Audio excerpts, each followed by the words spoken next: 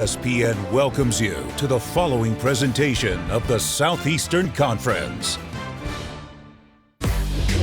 Outside Tiger Stadium, LSU fans have been barbecuing Gator for hours.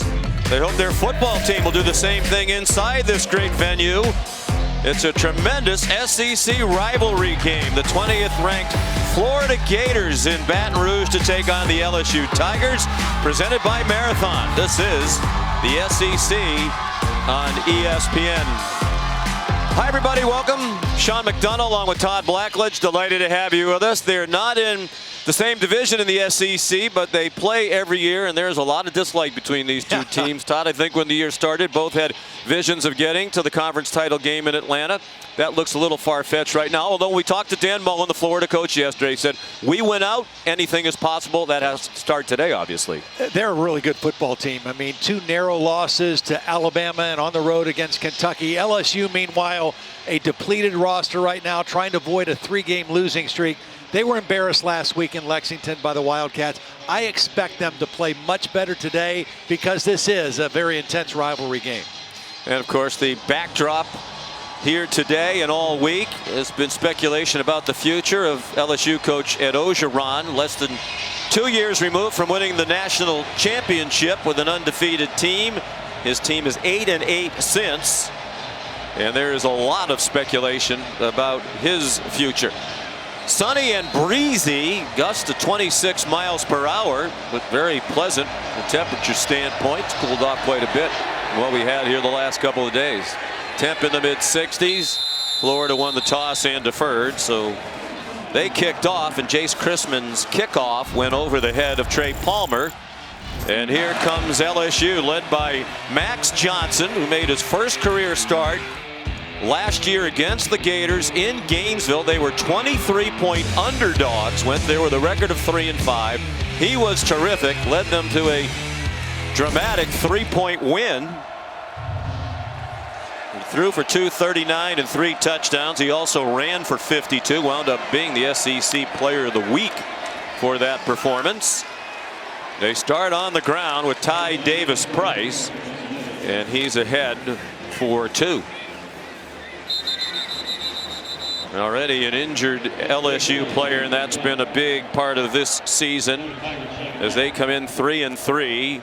Lots of injuries, mostly on the defense, but that's Anthony Bradford, the left tackle, who is the 4th different starting left tackle for LSU this season in 7 games. Yeah, that's been the real revolving door. The other 4 positions have been the same, but this has not been a typical LSU offensive line or running game. And take a look at the injured players on offense. Most notable wide receiver, Kayshon Boutte. I mean, he was the leading receiver on this team.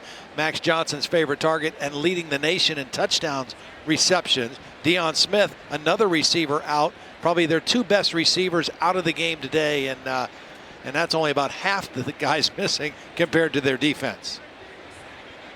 We spoke with Jake Peets, the offensive coordinator, yesterday. He said 1 and 6 are our 2 best wide receivers, as you just said. Coach Peets agrees with that. Neither of them available, but there are a lot of talented young receivers, and Ed Orgeron talked about the opportunity for others, part of the terrific recruiting classes they've had here recently, to come forward. Boutte, as Todd just said, was tied for the national lead in touchdown catches. Jordan Addison of Pittsburgh, Jalen Cropper of Fresno State. The rest of the team has fewer combined touchdown catches than his 9. Cameron Wyatt, who's been battling Bradford for the starting left tackle job, has come in at that position now. Johnson, after a play fake, has a wide open man in the flat. It's the tight end, Jack Besh, who's now their leading receiver on the team with 23 catches in the absence of Boutte.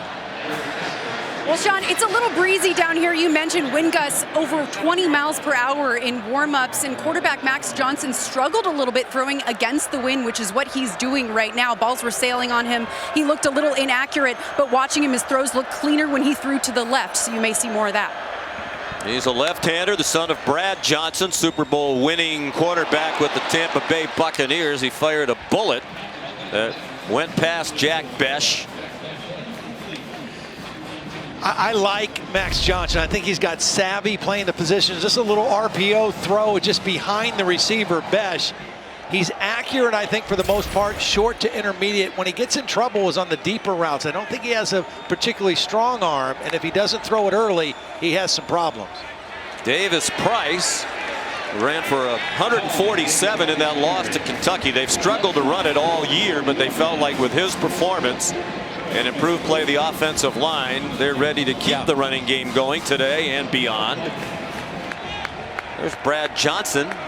The Johnson family here in attendance. On the left is Max's younger brother Jake, who will be coming here next year to play for LSU, one of the top tight end recruits in the country out of Oconee County High School in Georgia.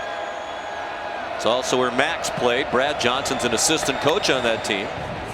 Mother Nikki, also a great athlete. Deep throw, single coverage, and incomplete over the head of Malik Neighbors, who was covered by Trevez Johnson. The Tiger fans want a flag. They won't get it.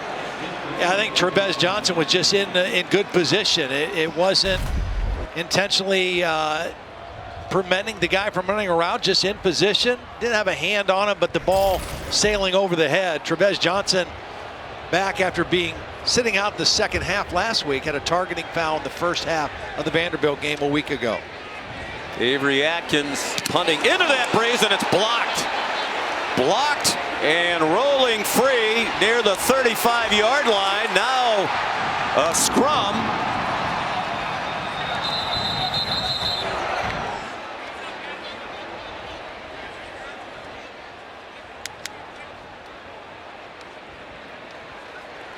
And Florida is going to have the ball at the 35-yard line, it appears. Moving on the field is legal touching by the kicking team. The ball will be placed here, first down.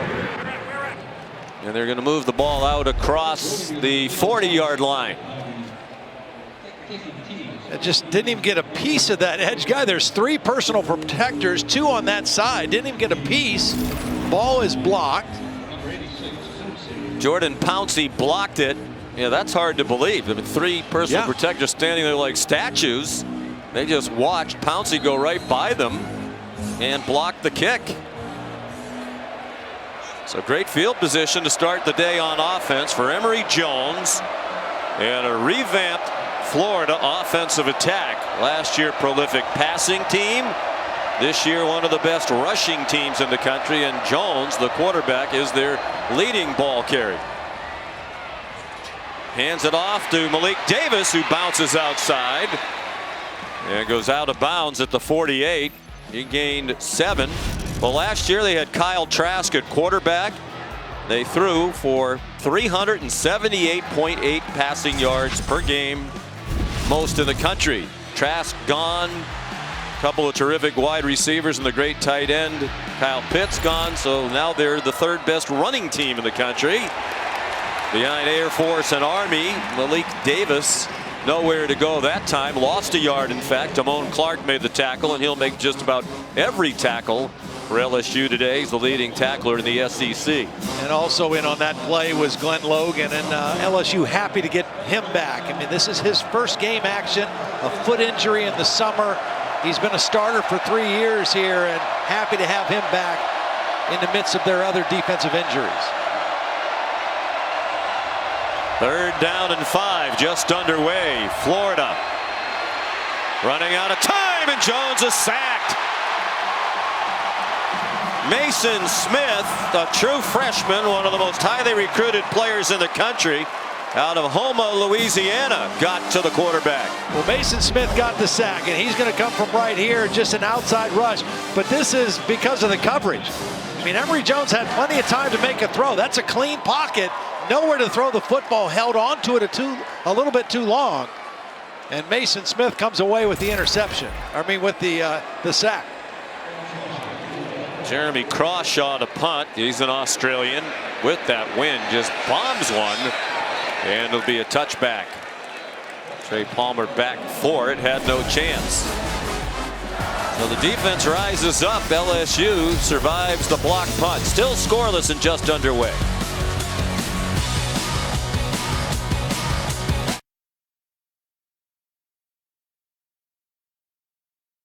studios with a Rocket Mortgage studio update. People feared perhaps a letdown from Texas A&M. Zach Calzada to Anaya Smith said it's not going to happen here. 7-0 early on the road against Missouri. What about Auburn? Good Bo Nix early against Arkansas. The touchdown. Auburn up 7-0 over Wupig, who's driving. Sean? All right, Matt, thank you.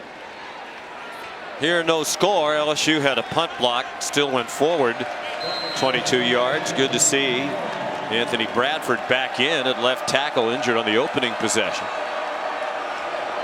From their own 20, the LSU Tigers, led by the sophomore Max Johnson, 20 years old, 6'5", 219-pounder. Ty Davis-Price got 2 on first down. Time for today's weekend wake-up, brought to you by Wendy's Breakfast. And it is a wake-up call here. This is a just after 11 a.m. local time start. Later today, see how Iowa handles the big win last week against Penn State. Will they take care of business against Purdue? And the big one in the SEC, undefeated Kentucky and undefeated and #1 Georgia.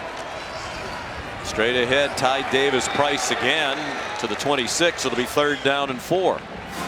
Right now, LSU showing some patience with their run game, even though this has been a problem. I mean, you take a look, those are not LSU typical numbers running the football. I mean, for years, they've always been able to do that. When you get those triple digits in your FBS rank, that is not good, and that's just not normal for LSU football. Only teams that have rushed for fewer yards per game in the country: Arkansas State, Bowling Green, and Mississippi State. And of course, Mike Leach doesn't even try to run the ball. 4-man rush. Johnson gets it off, and it is incomplete. That looked like Elam caught it, but I'll tell you what, Kaiir Elam missed the last 3 games. He is an elite boundary cornerback, and throwing against him is dangerous. I mean, that ball was low. There was no way either guy was going to catch it. But Kaiir Elam is one of the best cover corner guys in this conference. You're better off throwing away from number 5. Max Johnson leans so heavily on Butte. Be interesting to see who becomes the primary receiver. Low line drive punt.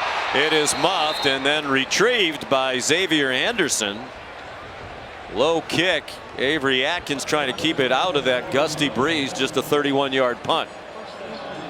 Well, Sean, Damone Clark is one of the most respected leaders on this LSU team. He told me he noticed that team morale was down after a rash of injuries and 2 straight losses. So he called a players-only meeting on Monday, and he challenged his teammates to continue to fight, not just for each other, but for their coaches as well. He assured me there is no quit in this team. Guys are not jumping ship, saying we have a lot to play for, but most importantly, we want to prove to ourselves that we won't give up in the face of adversity. We know our backs are against the wall, and we are going to continue to fight. Sean? Andre Anthony is an injured defensive end, also a big part of that meeting. Coach O singled him out as well.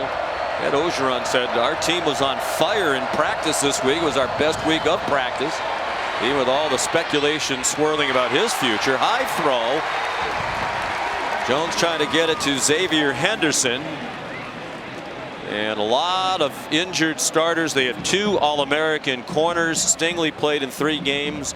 Eli Ricks played until last week's game, and in last week's game aggravated a shoulder injury that's been problematic back to high school. Those are 2 All-American cornerbacks on the sideline, and you saw the list. Ali Gay, Joseph Evans, we mentioned Andre Anthony. Major Burns won't play today. After the play fake, Jones pass caught, 1st down to the LSU 46-yard line. Kamari Gamble, the tight end. Nice job that time by Emory Jones, showing patience in the pocket. Watch this protection, has plenty of time, waits for that crossing route as tight end. The thing about this Florida receiving and tight end group, they are a bunch of big bodies, big targets for the quarterbacks to throw to. Gamble at 6'4", 245, makes the catch there. As they lost Kyle Pitts, best tight end in the country. This looks like a pass. It will be a pass by Trent Whittemore. Jones, the quarterback, on the catch, and he's inside the 25-yard line. Dan Mullen, the head coach, who's also the play caller, into the bag of tricks early, successfully so. Always have to be ready for kind of funky plays from Dan Mullen. He calls one early here. Whittemore has really become kind of a little bit of everything for this team. Excellent receiver, possession receiver, and showed his arm on that one. On first down after a 22-yard gain, Jones on target. Nice catch by Rick Wells, chopped down immediately by Jay Ward. But it's another first down on a 13-yard play. Interesting on the second possession of the game, Dan Mullen going to the passing attack. They come in as the third leading rushing team. LSU putting a lot of guys in the box to stop the run. Second possession, letting Emory Jones air it out. Here's Jones on the run, tackled from behind as he approached the 5-yard line. Micah Baskerville the stop for LSU. They spot it back on the 7. This LSU team gave up 330 yards rushing to Kentucky a week ago. Florida with their running quarterbacks, a great challenge again this week. I'm surprised how much they've thrown the ball so far. There is a touchdown for Damian Pierce. They use 3 different running backs, but when they get down close, it's usually Pierce. That's his 8th rushing touchdown of the season, a 6-yard score. Just inside zone run, just good push by that offensive line and a nice read by Pierce. You can hit that in a lot of different places. Did a nice job sitting right in behind his offensive line and then getting the football in the end zone.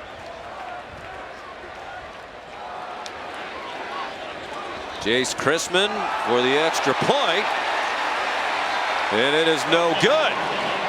Well, blocked extra point is what possibly cost them a chance to win the Alabama game earlier in the year.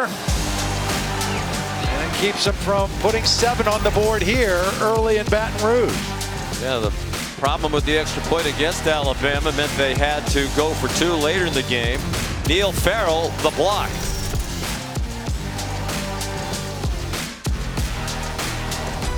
ESPN College Football is presented by Marathon, driven forward, and in part by the new Coke Zero Sugar, now even more delicious. Career long 53, snap and hold are good. Did he get all of that? It's right down the middle, and it is good from 57 yards. That was last season. Cade York, the school record.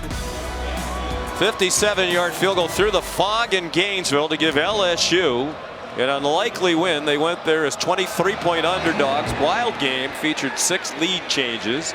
Florida actually had a chance to win it on an Evan McPherson field goal from 51, but he missed. At the very end of the game, Trey Palmer brings the kickoff back to the 20. And Todd, you were right on this play. It looked like Florida had LSU stop, was going to force a punt with under 2 minutes to go, and then a play that will be remembered for a long time. Marco Wilson throws the shoe of Cole Taylor. It's a 15-yard penalty. Kept the drive alive and set up the heroics by York, who has an incredibly strong leg. Cade York, also school record, 12 field goals over 50 yards, right? Yeah, he set the school record here as well, the stadium record earlier this year. And he kicked a 55-yard field goal. Ty Davis Price, the ball carrier. Molly McGrath. Well, Sean, I asked Damian Pierce what he remembers most from that loss to LSU. He was refreshingly honest. He said, the shoe. He said Coach Dan Mullen pointed to that crucial mistake this week, told them to handle this hostile environment with maturity. Don't let silly mistakes cost them the game. And the biggest point of emphasis in practice this week, avoiding penalties, especially on the offensive line. You remember what happened last time they were on the road. Yeah, they had 8 false start penalties when they played and lost at Kentucky a couple weeks ago. 15 penalties total. Max Johnson in trouble and thrown down at the line of scrimmage by Tyron Hopper. Yeah, this Florida defense, I think it's as good as I've seen them play in the last few years, and they've been good against the run. Great improvement in their run defense and the scoring defense. A year ago, they gave up 30 points a game, down to 16.5 points a game this year for Todd Grantham. They have been very solid. They added a couple grad transfers on the defensive line, and it's really helped give them depth up there in the run game. Particularly improved in run defense. Max Johnson, deep throw into coverage, and it's incomplete. Trying to get it to Jontre Kirkland. And well covered by Rashad Torrance and Trevez Johnson. Yeah, it was a good throw. It was a good route, but a great play by the safety Torrance. Watch number 22 come over at the point of the catch and knock the ball out. I mean, it's a good throw. It's right in between the two defenders. And Torrance there to make the play. Again, LSU playing with a lot of young, different receivers. Are going to have to step up and make plays like that to give them a chance to win. He already blocked one punt that wound up going 22 yards. Good decision by Dan Mullen to defer, because the kicking into the wind has been a problem here for Avery Atkins in the first quarter. That punt went 31 yards. You're watching college football presented by Marathon.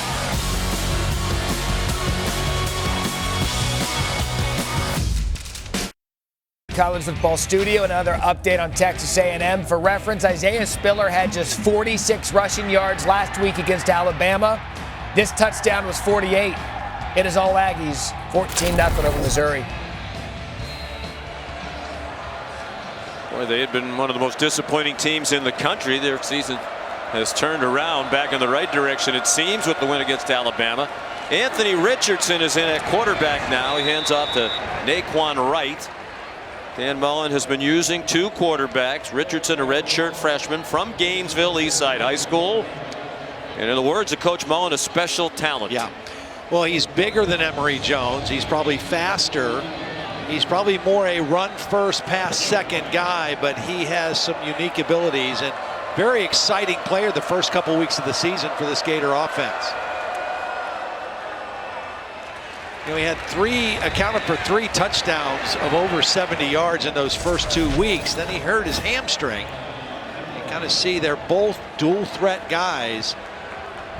Richardson did not play in the Alabama game or the Tennessee game. They are third and fourth, as you saw in the graphic, among rushing quarterbacks in the country, behind only Christian Anderson of Army, Malik Willis of Liberty. They're the two leading rushers on the team. Richardson dropped for a loss, tried to turn the corner to his left, and Sony Fanua dropped him back at the 49-yard line. You know, when we talked to Durante Jones, the defensive coordinator for LSU, he said, we know when Richardson comes in, he's coming in to keep it first, to run first. They're kind of locked into that. LSU very ready for the quarterback run on that third down play and got the stop. Durante Jones, first year here, he plays Bo Pelini. Jones was on the Minnesota Vikings staff a year ago. Good punt by Crawshaw with the win, and a fair catch made by Trey Palmer. And again, poor field position to start for LSU. Don't forget to check out the Great Clips Command Center broadcast of this game. It's streaming right now. That's what it looks like on ESPN3 and the ESPN app. Lots of great statistical information. A couple of different views of the game. And of course, this is the always popular AT&T 5G Skycam. We're going to look at this play from the AT&T 5G Skycam. First and 10, LSU from its own 10. Max Johnson with Ty Davis-Price, the running back. And a nice run, nice view from Skycam of a good block by Jack Mashburn, the backup tight end. 10-yard gain and an LSU first down. On the film that I've watched, I think that's has been LSU's best run. It's kind of a counter play. They pull the backside guard and the lead tight end. And Price just has a good feel for running that play. They also have some good play action pass off of that counter action.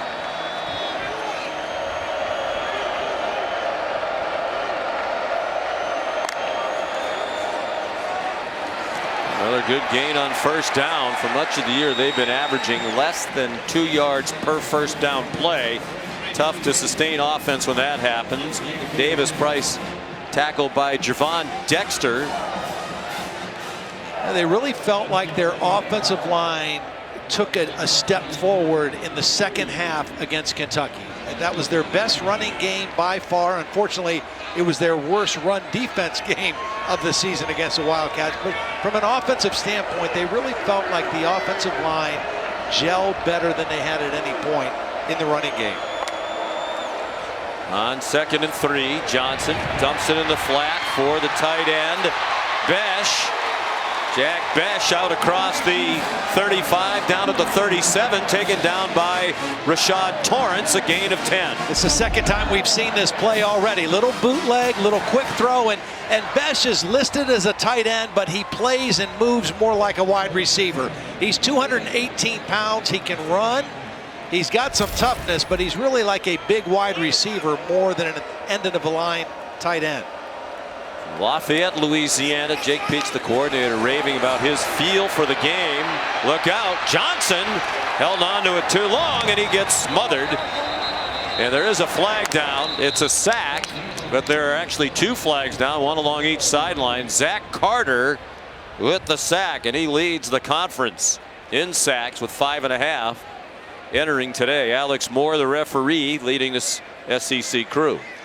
Well, this was a strange play. It was max protection. They kept the tight ends and the backs in. It was a 2-man route, but it ended up only being a 1-man route because number 8, Malik Neighbors, looked like he didn't know. Offense, 2 men moving without getting set. That penalty is declined. 2nd down.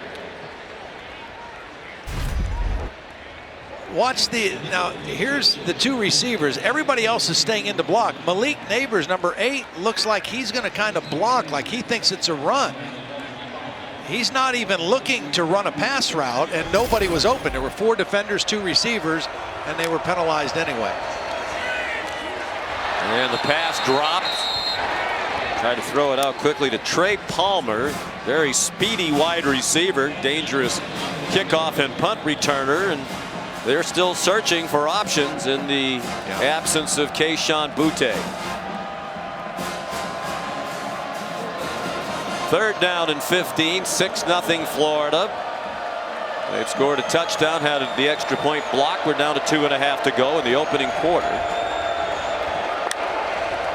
A lot of empty seats here at Tiger Stadium in Baton Rouge. Nice throw by Johnson. And a first down. The hit knocked Jerry Jenkins forward and helped him pick up the yardage he needed to make with a gain of 16. Yeah, good protection this time. Johnson has a nice pocket, steps up, delivers the ball, and Jenkins with some strength at the end of that catch to get the first down. Cam Wire back in at left tackle. We've seen both he and Anthony Bradford at left tackle. Out of the pistol now with Davis Price, the running back. He got back to the line, and that's all. Here's Matt Barry in the studio. Check it in on Michigan State in that defense taking on Rutgers down, or Indiana rather, down 3-0 early. Cal Halliday. That's a Big Ten linebacker right there. 7-3 Sparty early. Undefeated Sparty. Yeah. 2nd and 10 here for LSU. Josh Williams, the ball carrier. We talked to Jake Peets yesterday. He said we're going to get Josh Williams more involved this week. There's the offensive coordinator who came over after a couple of years with the Carolina Panthers for Matt Rule. He has tremendous appreciation for Matt Rule. Also worked once for Nick Saban at Alabama. So both of those men talk all the time about the process. Yeah. And he's a big believer, is Peets, in the importance of process. This is a work in progress. He's obviously close with Joe Brady, who was the offensive coordinator here at LSU 2 years ago when they won the national title. He's now with the Panthers. There's a nice run by Davis Price. Powerful run all the way to the 36-yard line of Florida. Gain of 12 and another first down. Well, watch the push. Watch Ed Ingram right here, the left guard. This is inside zone, but watch number 70 get the push, and Price gets right behind his left guard.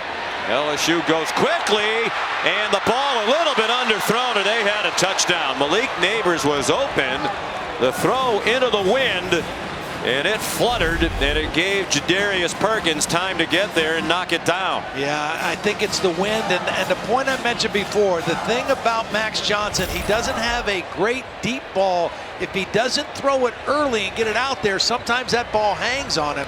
And that time, they had a golden opportunity for a touchdown. Nice drive, started from their own 10. They'll have the wind at their backs. In the second quarter, Johnson wanted to throw it short, then threw it into traffic, and it is caught. Wow. It got through to Malik Neighbors, the freshman from Youngsville, Louisiana, just his 8th catch of the year. Well, they had that same action with Besh going out quickly into the flat. Florida covered that. And Max Johnson elected to go down the field. A very tough throw, a dangerous throw, kind of back across his body. But they got the completion. Rashad Torrance down on the field. Some of the fans booing. Shades of last week, Penn State at Iowa. Hey, look, he wanted to go there early, had to stop. Somehow got it beyond the outstretched hand of Brenton Cox, number 1, the linebacker who had dropped into coverage. And now Torrance, their starting safety, is down. Walking off, and because he's walking without a problem, seemingly, some of the boo birds are heard again. Well, LSU did go tempo the last first down. After they converted on the run, they went tempo and tried to take the shot at the end zone for the touchdown. And they just converted on that Johnson completion. We're looking for who might step up with Boutte out for the rest of the season. The coaches, Jake Peets, talked about Malik Neighbors yesterday, said he had a very good training camp, but was hurt in camp and is just working his way back into full health.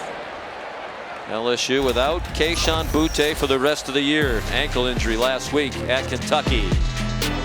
End of 1 in Baton Rouge. It's 6-0 Florida.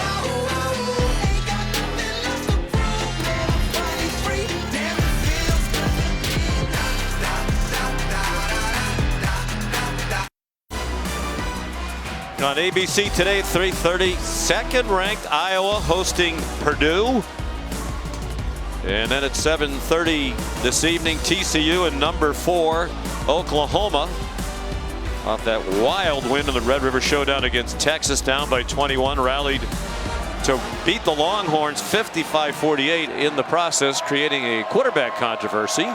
Spencer Rattler and Caleb Williams. Williams came in relief and led them to victory. Ty Davis Price outside and has the LSU first down against this Florida defense. And you mentioned, Todd, much better than a year ago. Over the last 16 quarters now in SEC play, Todd Grantham's defense has given up just 37 points. Shut out Vanderbilt last week, shut out LSU in the first quarter today. Oh, excuse me, not a first down. It was the yellow line on the field. Not now. That's the line to make. That's the end zone to make. Touchdown, Ty Davis Price.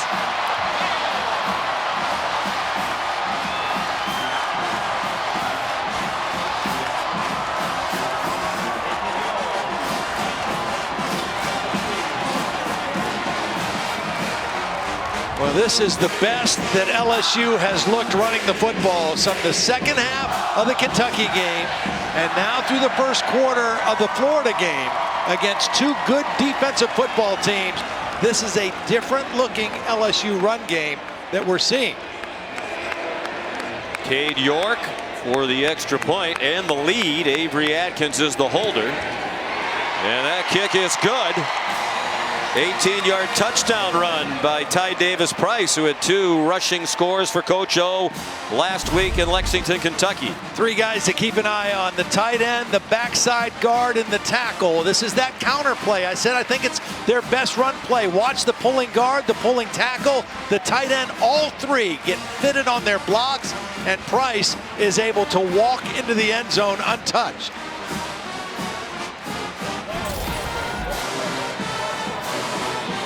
Well, it's been a long week of swirling speculation. Rough loss last week at Lexington, Kentucky. As Coach O said about that game, we were embarrassed. They ran for 330 yards on the Tigers, as he said. lots of headlines about the current situation and the coach's future. We talked with him yesterday. He's very candid about it. He said, no matter what happens, I'm going to be okay. I just told my players to focus on themselves. I don't want it to distract them from trying to win games and their college experience. No matter what happens, I'll be fine. But you get the sense, Todd, that this is over for him here. I can't imagine, unless they win the vast majority of their games against a very tough schedule the rest of the way, it sounds like it's just about a foregone conclusion that his tenure here is over.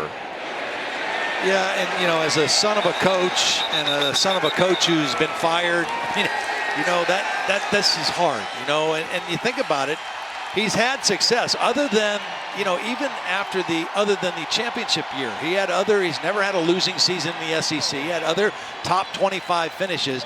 The problem is, since that undefeated team in 2019, they're 8-8. They were 5-5 last year. They're 3-3 this year, and that just is not good enough for the people here in Baton Rouge. Well, Ed grew up in this state. He loves the Tigers. As he said, I know what the expectations are here. Doesn't mean that they're always fair or reasonable. His team has the lead. He said they would play hard. The players said that as well, and they have. Even last week in that loss, they played much better in the second half. Clearly fought to the end. Long pass, incomplete. Emory Jones in Florida going into the wind on offense for the first time. He's trying to get it to Trent Whittemore. They're the numbers you talked about, but you know, 15-0, Joe Burrow at quarterback, and an incredible cast around him, particularly on offense. But 8-8 since, again, last year a COVID season. They went 5-5, but that 8-8 mark is the second worst ever through the next 16 games by a national champion. During the poll there, Jones got splattered from behind as he threw it, and it falls incomplete. B.J. Ojulari hit the quarterback in the back. Well, BJ is leading the team in sacks and tackles for loss and quarterback pressures. He's just going to beat the left tackle. Richard Garage gets to the quarterback and forces the incomplete, brings up 3rd and 10. So inspired offense in the running game, inspired defense right now by the LSU Tigers, trying to get a 3-and-out. Another motivating factor that Coach O talked about. This is a very spirited rivalry. Didn't want to use the word hate yesterday, but he came about as close as you can to saying it without saying it. And a terrific tackle in the open field. Dwight McLaughlin takes down Jaquavian Frazier's, well short of the first down marker. And now Florida will have to punt for the first time today into the wind. Well, you're going to see pretty good zone coverage. Force the throw underneath and then make a sure tackle in space and force the punt. That was an outstanding defensive possession that time for the LSU Tigers.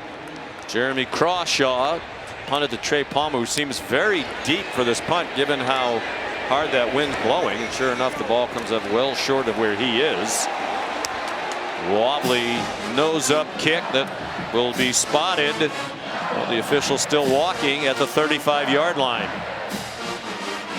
39-yard punt. And here's the mark that we mentioned, 8-8 since they won the national championship game against Clemson in New Orleans, and only TCU fared worse in its next 16 games after a national title. And you have to go all the way back to 1938 for that. Well, and the toughest thing for Coach Orgeron right now is the fact that the current athletic director did not hire him. And, you know, he came from elsewhere, and most athletic directors like to make their own decisions at a program like this. So it's going to be very difficult, I think, for Coach O. $17 million buyout if they want to replace him. Little screen for Josh Williams, and nothing doing there. Well played by Florida, led by Tyron Harper. Has had a couple of big plays. The one thing I will say also that Coach O and his staff has done, even though he's had to do some changing over with his staff, he himself has been an excellent recruiter. He's always been a great recruiter. LSU is a pretty easy place to recruit too, but him being a native son, he has brought some good talent in recruiting classes into this program. Another short throw that's blasted. Trevez Johnson this time dumps Malik Neighbors. Now back-to-back plays by this Florida defense, reading the short, quick routes and closing quickly on the football. Trevez Johnson with a hit on that one. And to your point, Todd, there's a lot to recruit to here. Passionate fan base, although it is almost jarring to be here and see this many empty seats. And you asked Coach O, well, is the speculation about your future affecting recruiting? He said no. We're having an excellent class, and the players are coming here because it's LSU. Yeah.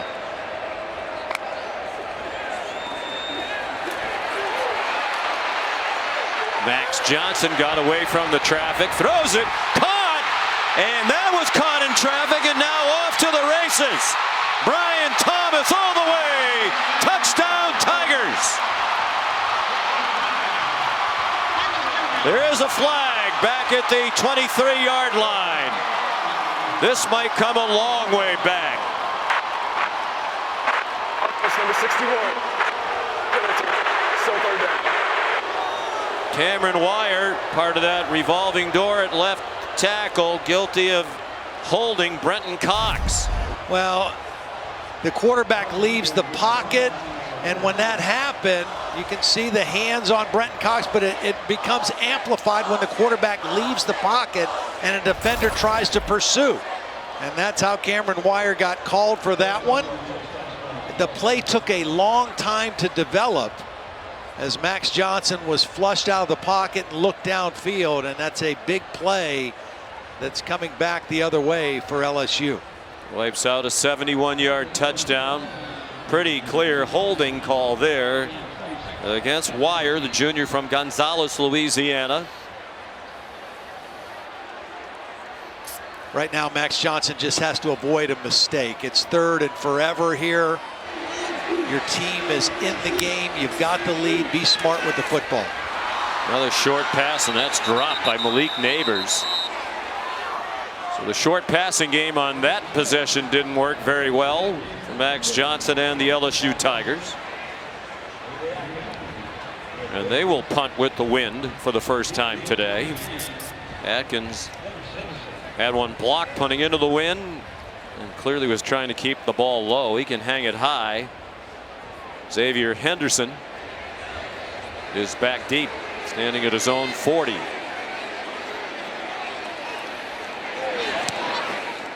Didn't get it up into that wind. Line drive kick. Took a good bounce. And a nice roll all the way down to the 30.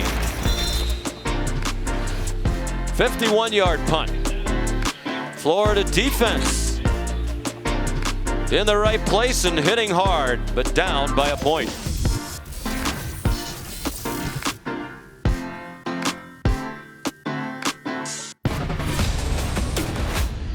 This is the SEC on ESPN.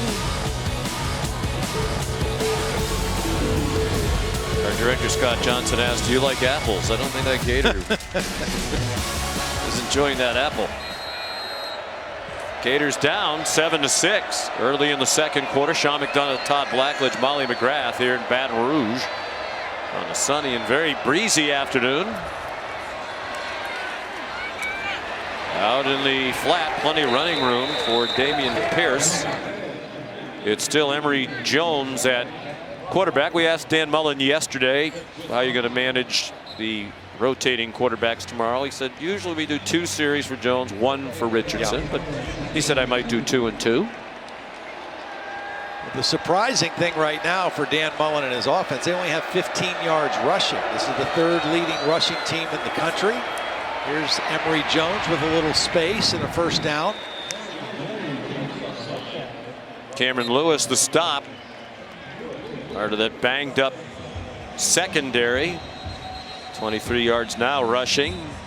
As we mentioned, only the 2 academies, Air Force and Army, rush for more yards per game. Ethan White, who's been banged up this season, the left guard, is down. Well, you mentioned the secondary being banged up for LSU. They've had to move some guys around with Stingley and Ricks out. Cordell Flott, who is their starting nickel, has been moved back out to corner, and now they've got Sage Ryan, number 15, in the ball game. He's a 5-star recruit, a highly touted recruit, got hurt in the preseason. This is his first game action all season, and not only is he playing, but he's starting at nickel, a very critical position in this 4-2-5 defense. Well, we spoke with Durante Jones, the defensive coordinator. He said he's not worried about Ryan. Said he's very calm, very poised. This won't be too big for him. And it's a defense without all of these starters playing very well against Florida so far. I think the jarring thing, if you're an LSU fan, when we asked Durante Jones yesterday, well, when will you get some of these guys back? He said, I think Major Burns is the only player on that list who we will get back, and that's a maybe. Yeah. And those are some really good football players that they're playing without right now on that side of the ball. They're the best pair of corners in the country. Stingley and Ricks both earned All-American honors last year. Josh Braun has come in on the offensive line for Ethan White. Good throw by Jones. And a first down strike to the 41-yard line of LSU, caught by Justin Shorter, the transfer from Penn State. Cameron Lewis made the tackle.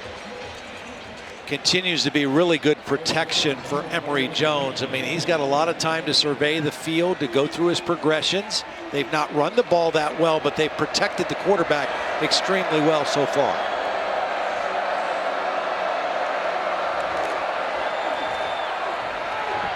Jones keeps for about 1.5 yards. He's from LaGrange, Georgia. Heard County High School. His mother Trina has made the trip over to watch Emory play today. Emory originally committed to Ohio State. And then when Urban Meyer was no longer the head coach, he decided to consider his options. Dan Mullen had given him his first offer, scholarship-wise, when he was the head coach at Mississippi State. He wound up coming to Florida to be with Dan Mullen. I think he's a guy who has gotten better the more he's played, Sean. You know, he was a first-time starter. He was a backup for a lot of years. Watched Kyle Trask run a very different offense the last couple years. He threw 5 interceptions in the first 3 games, maybe pressing a little bit, only 2 interceptions the last 3 games, and really has played his best football. Had a career day last week against Vanderbilt, had over 140 yards rushing against Tennessee. He's played his best football here the last 3 weeks.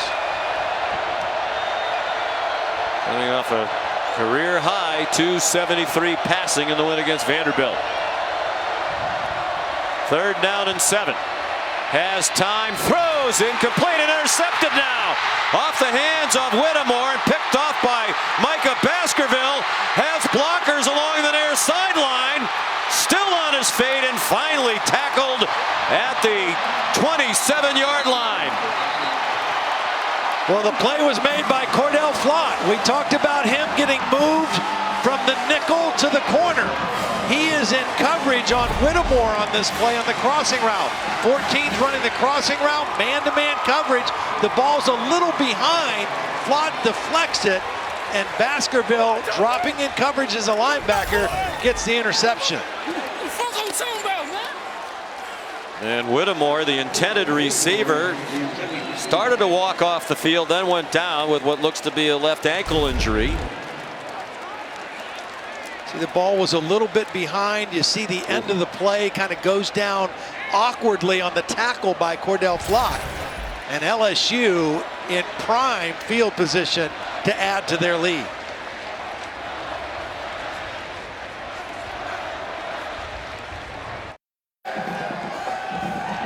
Taco Bell welcomes you to the Live Moss Student Section of the Year contest. Use hashtag Student Section Sauce to get the committee's attention. Go to ESPN.com/Taco Bell to see how your school can compete. Disappointing season so far for LSU, but still very much competing.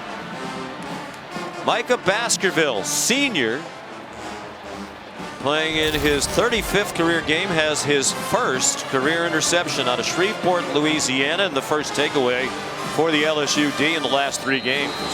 LSU's offense now really needs to capitalize on the Emory Jones interception. They've got to find a way to get this ball in the end zone and keep this momentum going in the football game. Baskerville returned at 51 yards off the play fake. Johnson throws to the end zone, and it is caught. A touchdown for Jeray Jenkins.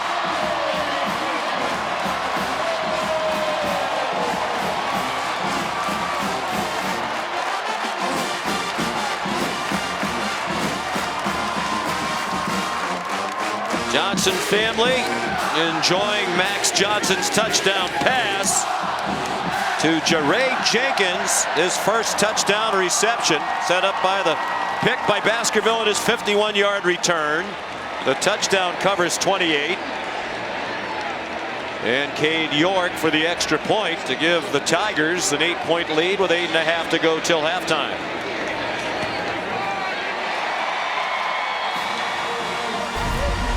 Well, he almost doesn't get this play off. Watch the pressure right over the center as Max Jones rolls out a little bit to his left.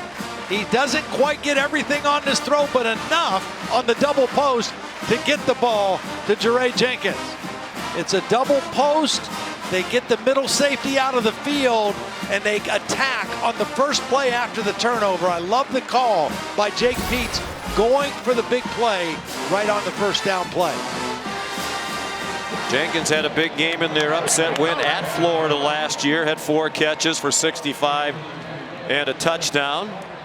Brad Johnson, Jake Johnson, they know this trip very well. They have not missed an LSU game yet this year, even though Brad's coaching and Jake is the star tight end at Oconee County High School near Athens, Georgia. Jake heavily recruited by a lot of the powerhouses, considered Clemson, Oklahoma, and Florida, but decided to join his brother Max here at LSU. They are very close. Brad Johnson told me this morning it's a 596-mile drive. It takes them almost 9 hours, but they are here. A lot of times they get in the car right after their Friday night high school game ends. That's love. Avery Atkins, the kickoff is a touchback. Now I asked Brad Johnson this morning, what about all the swirling? All right, Sean, how would Texas respond after last week against Oklahoma? I'd say pretty good. Bijan Robinson out of the flat. 17-3 Texas early over Oklahoma State. A couple of scores to pass along right now. Undefeated Michigan State down 9-7 to Indiana. Sean, my apologies for interrupting. I didn't press the button. No, no worries, Matt. I didn't hear them tell me to throw it to you either, so it happens. Anthony Richardson back in, and he throws an interception. Picked off by Jay Ward. And Ward brings it back inside the 20-yard line. So interceptions on consecutive offensive plays thrown by Florida, one by each quarterback. Well, there's good pressure. They're tracking him down. They're pulling him down to the ground. He makes a poor decision and an even poorer throw. And once again, LSU is going to be able to capitalize on great field position. The receiver Gamble was not open, and Jay Ward comes down with the interception. But I think, as much as anything, Florida has gotten away from who they are offensively in this ball game with both quarterbacks. They've thrown the ball 11 times and run it 11 times, and 2 of those 11 passes have ended up in the hands of LSU defenders. And once again now, LSU with great field position. The short field against a very good defense is what LSU wants. Richardson throws his second interception of the season. Ward has his first pick of the year and his 4th of his career, junior from Moultrie, Georgia. Here's Trey Palmer, pulled down after a gain of a yard. Avery Helm made the stop for Florida. Well, the good news is they're perfect in the red zone. The bad news, Todd, they don't get there very often. Right. 17 red zone possessions in your 7th game of the year is not a lot. Well, and that's their inability to score touchdowns is what cost them the Auburn game. Thrown into traffic and caught. Nifty throw by Johnson. That had plenty on it. Brian Thomas not getting up after he got hit hard by Rashad Torrance.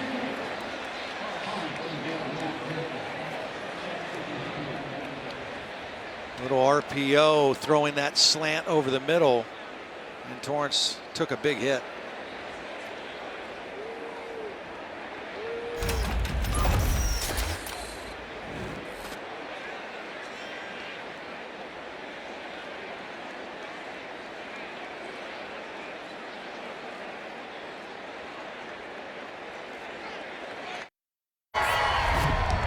This is the SEC on ESPN. Florida and LSU. Just the fourth morning kickoff since 2008 here at Tiger Stadium.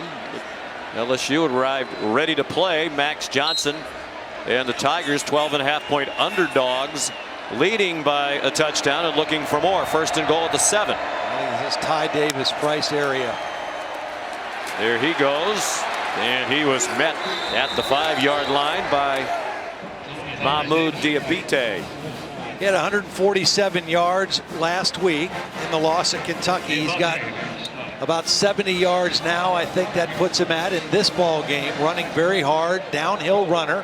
And the balance that LSU has is what has really helped them to stake this lead, along with the turnovers. Davis Price remains the running back. Max Johnson faked it to him and threw a touchdown to Jaray Jenkins. His second touchdown catch of the game, this one from 5 yards.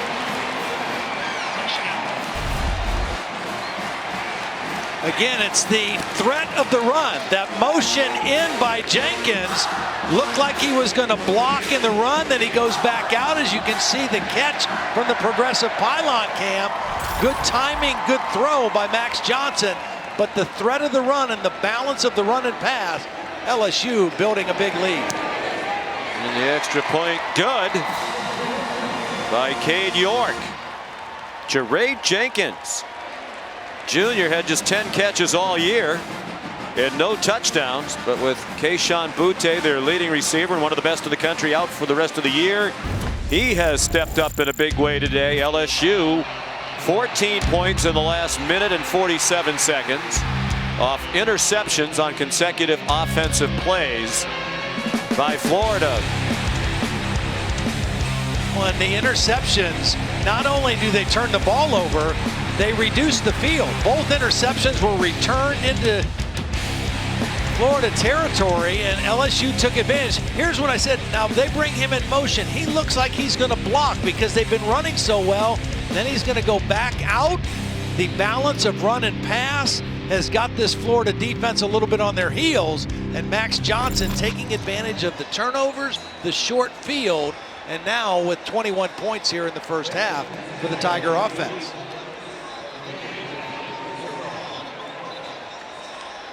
Ball blew off the tee. That's the stunning number. LSU outrushing Florida. And I agree with you, Todd. Florida, number 3 rushing team in the country. LSU gave up 330 on the ground last week at Kentucky. And yet the play calling is exactly balanced. 11 runs and 11 passes so far for Florida. And on a very windy day when it's hard to throw the ball. It is not hard to throw it back to Matt Barry. We're going to execute very cleanly on this toss, Matt. How about us, Sean McDonough? We nailed it. And Oklahoma State's defense nailed this execution. Jason Taylor, pick 6 for the Pokes. Offensively, they've been struggling, needed points somehow. 17-10 Texas. Sean McDonough, I throw it back to you. All right, thank you. Emory Jones back at quarterback. And they have 4 wide receivers to his left. He tried to throw it to the boundary to the one receiver side. Came back to Rick Wells. And a good gain on first down. They get 10. And another first down. Cameron Lewis, the tackle.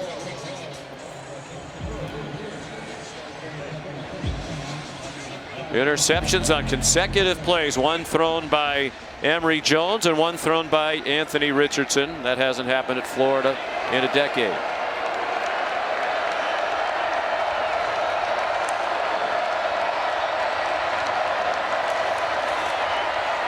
Naquan Wright, have a trio of running backs that rotate in. He got 7 through a nice hole. Jay Ward and Damone Clark combined on the stop, and now it looks like Florida wants to go with some tempo.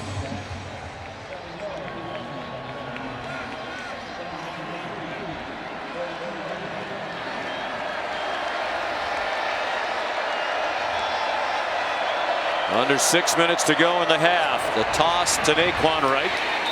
He runs out of bounds. Looks like they're going to mark him just short of the 45-yard line. And they'll need about a half yard on 3rd down.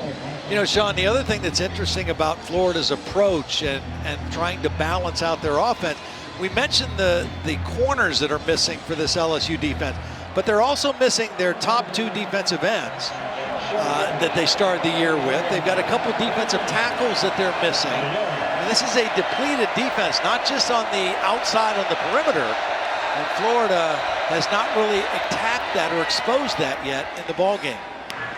A timeout called by LSU. Undermanned, but fighting hard. And a 12.5-point underdog leads by 15.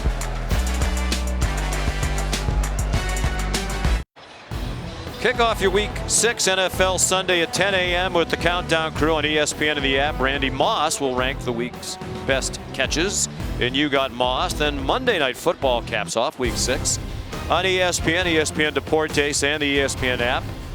The Buffalo Bills in Nashville to take on the Tennessee Titans. Bills 4-1, Titans 3-1. Bills off a very impressive win against Kansas City.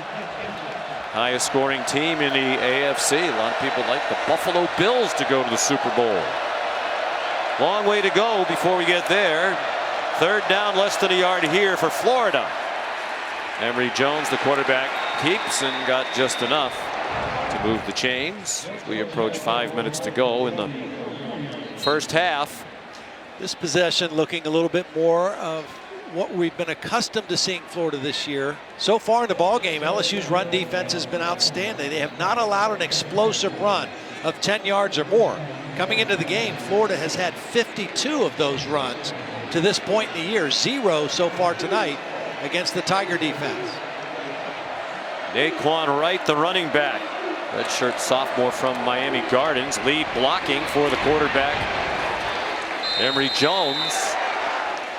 And he crossed midfield to the 48-yard line of LSU. Another tackle for Damone Clark, who has twice as many tackles as anybody else on their team. He came into today with 68 to lead the SEC. Next on the team was 34 by his fellow linebacker, Micah Baskerville. Runs really well. I mean, he makes plays sideline to sideline. He's a physical guy. They've had those kind of inside linebackers here over the last several years, too. Team leader, Molly mentioned, he called a team meeting, players only, earlier in the week.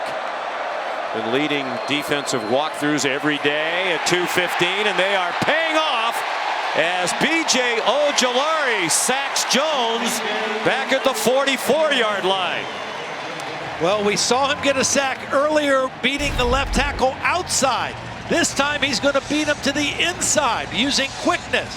Sets him up the field, beats him inside, right to the quarterback. Emory Jones had no chance on that play because of the quickness of B.J. Ojulari. He's the brother of Azeez Ojulari, former Georgia standout, now having a very nice rookie year with the New York Giants. Jones, little lob for a screen pass to Malik Davis. He fights across midfield, but came up well shy of the 1st down marker, about 5 yards short of it. And we'll see what Dan Mullen's going to do. No hesitation. He's going to send on Jeremy Crawshaw to punt.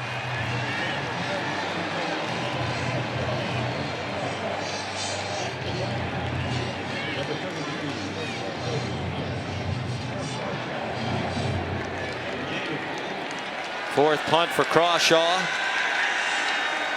He ran for 28 yards on a fake punt last week against Vandy. Good kick, fair catch made by Trey Palmer. Here's Matt Berry. All right, Sean, coming up in the Lexus halftime report, the big question, how would A&M handle the success after the Alabama win? Noon kickoff, sleepy situation out there in Missouri. Plus, Oklahoma State, are they for real? They've got a test against Texas this week, and Cincinnati continues to roll on. Highlights coming up. Jesse Palmer, Joey Galloway join me coming up on the Lexus halftime report. A lot of important games in this early window today. Cincinnati needs to keep on winning, try to be undefeated, and force the playoff committee to pick them. You know, I live in Ohio, as you know, and a lot of debate within my state about who's the best team in our state. You know, between Ohio State and Cincinnati. Ohio State starting to really put things together now in the Big Ten. Johnson, nifty spin move. And an effective run out to the 17-yard line. Here's Molly McGrath. Well, Sean, LSU sideline, very spirited wide receiver coach Mickey Joseph told his guys on one-on-ones, you need to hit him with your hands and you have to believe you're going to get the ball because I believe in you. He said they slapped us in the mouth early, but we need to stay aggressive, get in attack mode, and be the first to strike from now on.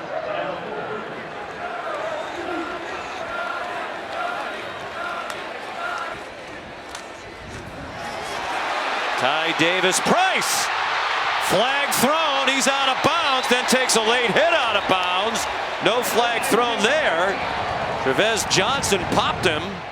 Well, I think they're going to get Jenkins, the wide receiver, for a hold as Davis-Price cut inside his block. But nonetheless, still a positive gain before the penalty on the run play. Here's where I think the hold came in. Offense number 10. 10-yard penalty. Still second down. You know, that white glove on the orange jersey, when it got outside the jersey, is where the problem was. And here's the end of the play. It's right on the line. It kind of looked like Davis-Price was giving himself up, but he didn't run out of bounds.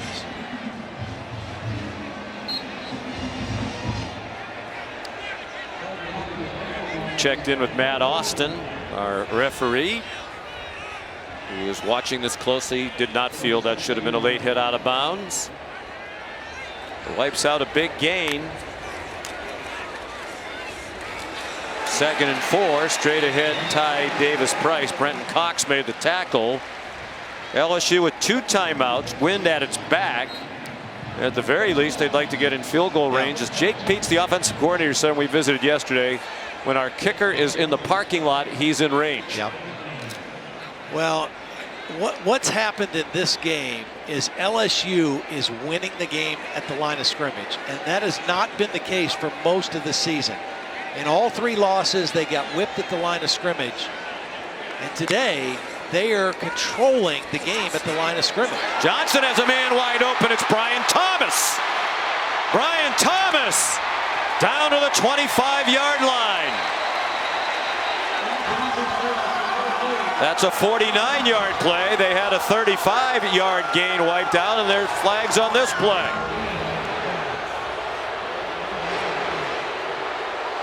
Flag down back of the line of scrimmage. Well, we downfield. It's a 5-yard penalty. Still first down. Problem obviously with Alex Moore's mic. They had a lineman downfield.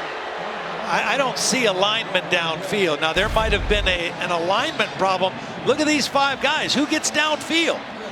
The ball's thrown. There's no lineman downfield. So I don't understand if it's not one of the 5 offensive linemen, it has to be a covered receiver that was ineligible. And maybe that's what it was. We couldn't understand what the referee Alex Smith was saying. Alex Moore was saying because his mic was breaking up. So 2 long plays called back now. 1st and 15. LSU might be content to be conservative here and run out the clock. Johnson pulls it down. Short gain. Neither team inclined to stop the clock right now. Let's go back to the penalty. Yeah, so let's see what we can see. I mean, we got one guy off here. You got to have. Well, I think it would have been on the near side, the bottom side, Todd, because it was the official on the bottom side of the field who threw the flag. Who did they say? Go ahead, Matt. Yeah. Matt Austin, what say you? Yeah, you're right. The second receiver from the bottom, number 11, who ends up catching the ball, he is covered up by the widest receiver, number 80. Yep. So one of them needs to be off the line. Yep. Costly penalty and the right call. There was a hold also on the left tackle. I mean, they could have called that as well, would have brought the play back. But regardless, that's 2 long pass plays that LSU has had in this first half, called back because of penalties. And they still have a 15-point lead. It was a Florida timeout. Dan Mullen wants the ball back. Second and 13. Well, you're running the risk. Their defense has been lucky to have 2 long plays called back. Conservative play call. Davis Price banged down at the 29-yard line by Jeremiah Moon and Kaiir Elam. And Dan Mullen will use another timeout. Well, you use another timeout for 2 reasons. Number one, maybe you go after the punter and after the kick if you force a punt. And then number two is you try to get the ball back. You want to get some momentum because you won the toss and deferred, so you're going to get the ball to start the second half. But right now they have not had much momentum at all offensively. LSU's had all the offensive momentum in the first half. You know, we travel around the country. We meet regularly with teams that are doing very well, teams that are having rough years, unexpectedly so, like LSU. But yesterday, everybody we talked to, coach and player demand, said there's a lot of fight in this team. Yeah. We had a great week of practice, and we're seeing it again. And I think you have to give credit to Ed Ogeron and the staff and the leadership within the players, because a lot of negativity swirling around here. Yeah, you know, football is one of those sports where, I mean, you learn how to circle the wagons, and you learn how to kind of adapt that mentality of it's us against everyone else out there. And I think we're seeing that. We're seeing a very spirited first half performance by this LSU team. Johnson just happy to get rid of it. Threw it behind Brian Thomas, hoping he'd come back for it. The incomplete pass saves a timeout for Florida. Now can Avery Atkins get a ball in the air with the wind? Last one was a line drive that did well on the bounce. Xavier Henderson back deep.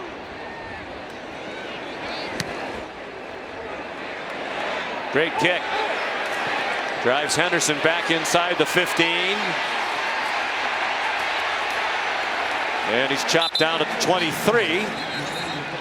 The 1 timeout for Florida going into the wind with 29 seconds to go. 53-yard punt. Now that was a great punt. He drove that thing. 8-yard return. What do you think Florida does here? Well, try to throw it down the field or just take it to the house? Yeah, I think you try. I think you try to see if you can get one big play, 1 first down, and then go from there. You've got the 1 timeout to work with. This first play, the first 2 plays of this drive will dictate what Dan Mullen does.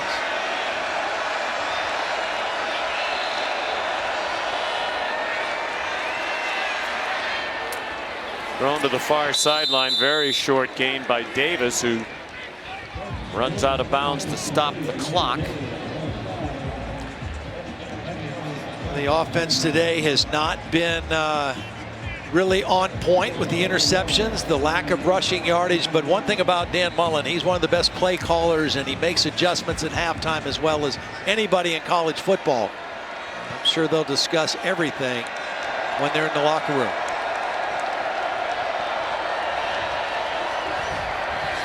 Jones over the middle, and the catch made by Rick Wells, upended by Damone Clark. They will run up quickly to the line. It was a first down to the 34-yard line.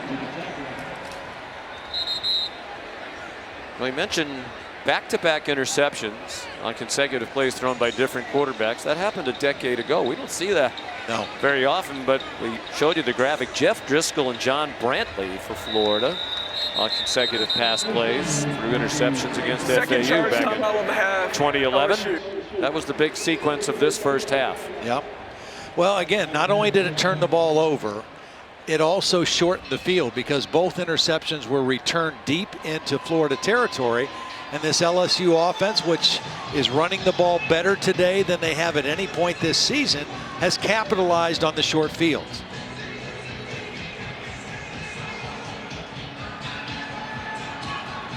"14 seconds to go." It was an LSU timeout here. Max Johnson, 10 out of 18 for just 90 yards, but 2 touchdowns, and not an easy day to throw the ball with the wind gusting to about 26 miles per hour. But 101 yards rushing in the first half for LSU, coming in averaging 83 yards a game. So their ability to run the football on this Florida defense, which has been outstanding, stopping the run, really the difference in the first half, along with those 2 turnovers. Ty Davis Price ran for a career high 147 last week in the loss at Kentucky. Has run for 94 already, averaging 6.3 per carry today. And the prevent defense will look for LSU. Jones has a man on the sideline. It's caught, and it's Justin Shorter out of bounds with 5 seconds to go. You'd think still too far away to try a field goal into this wind after a 24-yard game, but you can try a Hail Mary into the end zone. Yeah, you probably can get the ball to the goal line now or into the end zone. And that was a nice throw there as Dan Mullen's going to use his last timeout. Nice patience by Emory Jones, waiting for something to open up against that prevent defense. Shorter, one of those tall receivers at 6'5", the transfer from Penn State, is over there on the sideline, and Emory Jones spots his big body and makes a nice pass in between 2 LSU defenders. Got hit hard at the end of it by Jay Ward. So they're on the 42-yard line. Ordinarily, you wouldn't think it'd be that hard for a quarterback to get the ball into the end zone from this point, but it is a gusty wind. You do one of 2 things here. You possibly can throw a quick throw to the sideline and still have enough time to kick it, or you got to go ahead and just try to launch one and get it to the end zone. If you throw an interception and you throw your 3rd interception of the first half, if you're Florida, so what? I mean, at this point, you're just trying to make a miracle play. LSU has 3 defensive backs back by the goal line, anticipating a Hail Mary. They put 3 receivers on the right. Jones plenty on the throw. Beautiful spiral. Corner of the end zone. And it is caught. Oh, my goodness. For a touchdown. Justin Shorter. With no time remaining in the half, a 42-yard score. Well, nobody for LSU even made an attempt to go for the football. Normally, you tell those defenders, just go up and knock it down. And Justin Shorter didn't even have to jump for the catch. Emory Jones gets the ball clearly to the end zone. Look at these 3 defenders. Nobody makes a play on the football. You have to go up and try to knock that ball away if you're on defense. And Emory Jones to Justin Shorter, as we see on the progressive pylon cam, come away with the touchdown on the last play of the half. 77 yards in 29 seconds into a gusty wind. LSU asked for a timeout. Well, the only question is whether his LSU foot was head coach inbounds. is challenging the ruling of the field of a completed catch. The previous play is under further review. The catch was made. The only question was his foot inbounds or out of bounds when he made the catch? It's got to be in the yellow. Well, there's the foot down. Foot's down. Yeah, clearly. Gerald Hodges is the replay official. But how do you put 3 defenders back on the goal line? They're already in the end zone, and none of those 3 make an attempt to go up and play on the ball. What was number 31, Cameron Lewis, doing there on the left side of your screen now? It was almost like they were more concerned with boxing out the receivers as opposed to making a play on the ball. But you're not going for an interception there. You're just trying to go up and knock the ball away. You've got 3 guys back there, and nobody makes a play on the football. Well, part of the problem for LSU, none of those 3 guys were named Derek Stingley or Eli Ricks. That's true. The 2 starting cornerbacks. two of the best in the country. After review, the ruling of a touchdown is confirmed. LSU is charged their third and final charge timeout. In addition, LSU has no more challenges remaining for the game. That was really a waste. Yeah. Well, and for Florida and Dan Mullen, I mean, it couldn't have worked out any better. You got whipped in the first half. You wanted to create some momentum to take into the locker room. You get more than that with the touchdown, and you get the ball to start the third quarter. I mean, this is the perfect setup for Dan Mullen to take his team into the locker room. Case Chrisman try to get them back within one score, making an 8-point game. 66 yards combined on those last two catches of the half by Justin Shorter, including the touchdown. A lot of coaches would have taken a knee that deep in their own territory going into this strong win. Not Dan Mullen. His belief in his offense is rewarded. But perhaps a momentum-changing touchdown. Here's Molly McGrath. Coach, you challenged that touchdown. What'd you see on that play? He caught it, but I had one time out last. I wanted to challenge. I didn't want to take a shot. Our guys are playing very well. It's a shame we gave them that big play at the end. I'm very proud of the way the Tigers are playing right now. You told us Dan Mullen, one of the best offensive play callers in the country. He gets better as the game goes on. What does your defense need to do when they get the ball to start the second half? We got to make sure from upstairs that we see some holes, and we got to fill those holes. We can't give him the same look every time. He's going to have an excellent second half game plan, but so are we. All right, thank you, Coach. Go Tigers. At the half, LSU 21, Florida 13.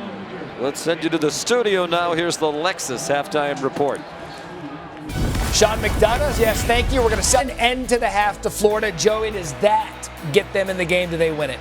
I'm going with LSU. They're going to stick with it. I'm going to go Gators. Run the ball better in the second half. They steal the game. All right, second half after this.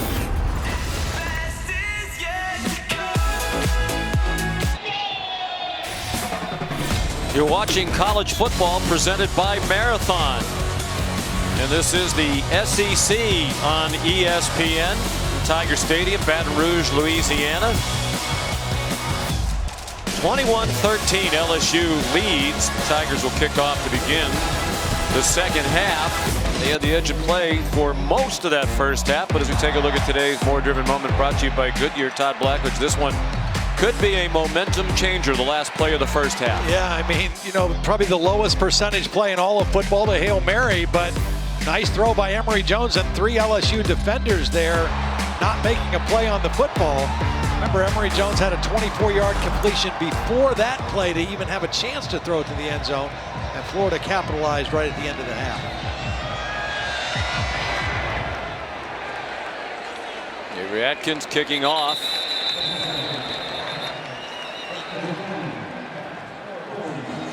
And Florida will start from the 25-yard line. We welcome you back to Baton Rouge. Sean McDonough and Todd Blackledge. We talked about it. That was a big play at the end of the half. You have to give Dan Mullen credit for the decision to try to move the ball down the field with 29 seconds to go. But I think Ed Ogeron really hit the nail on the head, too, in his chat with Molly McGrath. He's pleased with the way his team played. You can't have that one play mess it up going forward. Absolutely. They did all the things that they haven't been doing. They were able to run the football and stop the run. And they did that better than Florida in the first half. They only had 6 takeaways coming into today.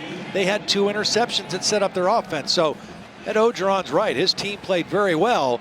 The problem is it's a really talented team on the other side of the ball, and there's 30 minutes left in the football game. Emory Jones carried for a yard. He has just 12 yards rushing. Averages just under 80 per game. Malik Davis, the running back. Malik Davis, a wheel route and open down the sideline, couldn't catch it. Ball a little bit low, but it was there. And Davis, ordinarily sure-handed, he caught 31 passes last year. They haven't thrown the ball to him anywhere near as much this season. Well, Sean, Florida head coach Dan Mullen said that touchdown at the end of the half was invaluable for the confidence of his team. He said he noticed his players' shoulders were sagging, their confidence was hurt, but then it completely changed after that touchdown, and players came out of the locker room with energy and intensity, yelling in each other's faces. And Mullen said, this drive, the key, make the plays that are there, and for goodness sakes, do not turn the ball over. Sean. They played a penalty-free first half. That had been a problem. There's the third interception for LSU. Dwight McLaughlin down the sideline. McLaughlin into the end zone. Touchdown, Tigers.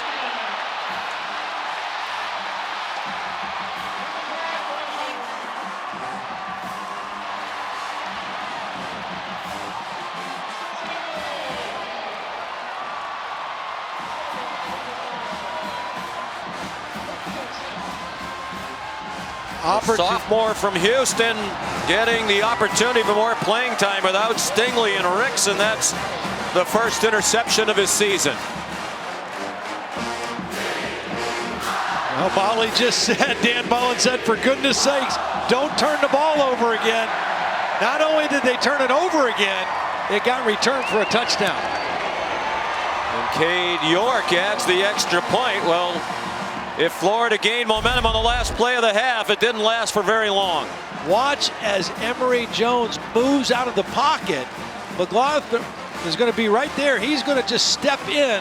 McLaughlin and intercepted because Emory Jones was drifting to his left. The ball was thrown a little bit late, a little bit behind his receiver. He didn't have his feet set well under him. McLaughlin's able to come right underneath it and intercept the football and then get it to the end zone. The third LSU touchdown or interception, all returned for positive yardage. This one returned for a score. That kind of wipes out that Hail Mary right at the end of the half. Any momentum Florida had and gained from that Hail Mary at the end of the first half just got wiped out in one play of the third quarter. 3 interceptions, all of them turned into touchdowns. That one directly. Jones has thrown 2 of the picks and Anthony Richardson the other. Now they have capitalized on those turnovers today. Obviously the last one, a direct turnover to a touchdown, but that's what got Florida beat at Kentucky also. They had a blocked field goal return for a touchdown. They also had an interception in the fourth quarter thrown deep in their own territory that set Kentucky up for a short touchdown run. Turnovers have been their undoing today as well. Wow, off the upright. And that's still into the breeze. Blogger's first career interception. Sophomore, and here's Richardson coming back in. Richardson didn't play a lot in the first half. He carried once for -2 yards. I think if you're Dan Mullen, I mean, neither one of them have lit it up. And right now he's making the decision based on looking in the eyes of these two guys and trying to figure out who's going to give him the best chance to come back in the football game. He zips one incomplete. Broken up by Darren Evans, trying to get it to Justin Shorter. Richardson 0 for 1 passing in the first half with an interception. You know, one thing when Dan Mullen talked to us about his offense yesterday, he said the one thing we might be lacking on our offense this year that we had last year, we don't have elite speed on the outside. And you can tell LSU very comfortable playing man coverage. Richardson throwing deep and off the hand of Shorter. Raydarius Jones, sophomore, had the coverage. Another guy wouldn't be playing as much. They didn't have so many injuries in the secondary. There is a flag down. Yeah, really dumb play by Jones at the end of the play. He's in good position for coverage, and he's going to get, I think, probably a taunting call at the end of this play. After the play, unsportsmanlike conduct, defense number 29, taunting, his first. This is a 15-yard penalty and also includes an automatic first down. Just no need for it. I mean, he makes a good play. He did his job. And then he stands over the receiver, and they're going to call that every time. It's just, it's a foolish penalty that negates a big-time play. And you give Florida a little bit of momentum. And coaches around the country have certainly now enough clips to show their team of how taunting is being called like that every time. You do that, it's going to get flagged. We've seen it over and over again this year. Damian Pierce, the ball carrier. Micah Baskerville on a stop for LSU. 2nd down and 7 for Florida. With Anthony Richardson at quarterback.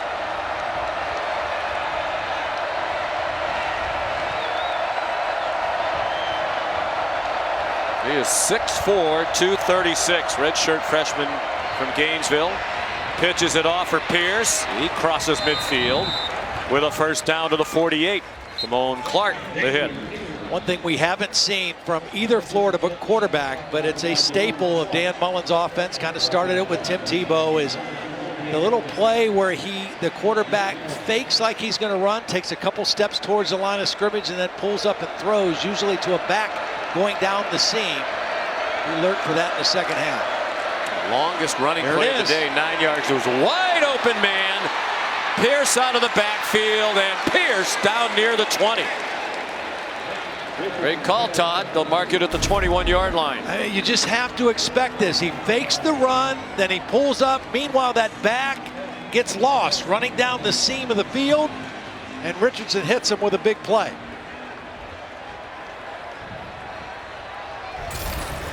To Pierce for 27 yards. Damian's a senior from Bainbridge, Georgia. Florida on the move. From the 21, 1st and 10. Pierce stacked up just shy of the 15-yard line. B.J. Ojulari in there for LSU.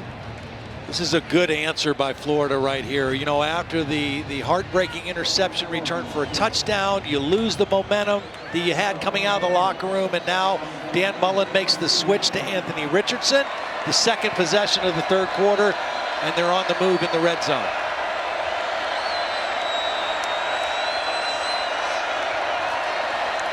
Richardson, quick set and a bullet. Boy, you can see the strong arm that he has. He fired another one to Justin Shorter.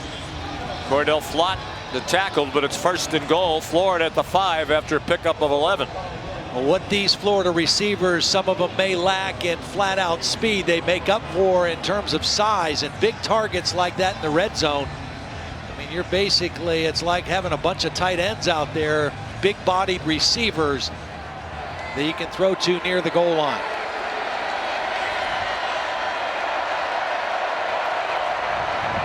Quarterback draw. Richardson into the end zone with a Gators touchdown.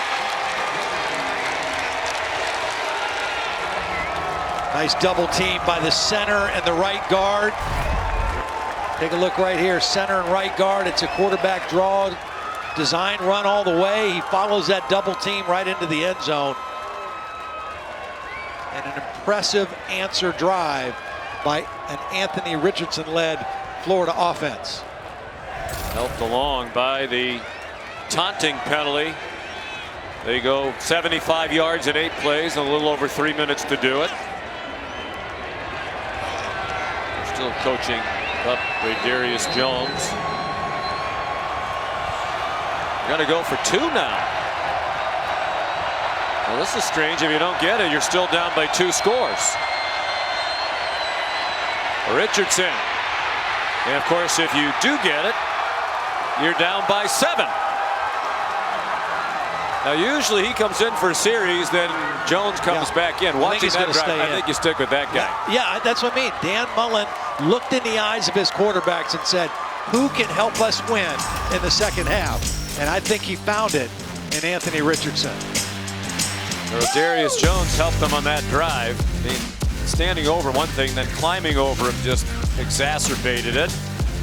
And Richardson, the man of the hour for the Gators.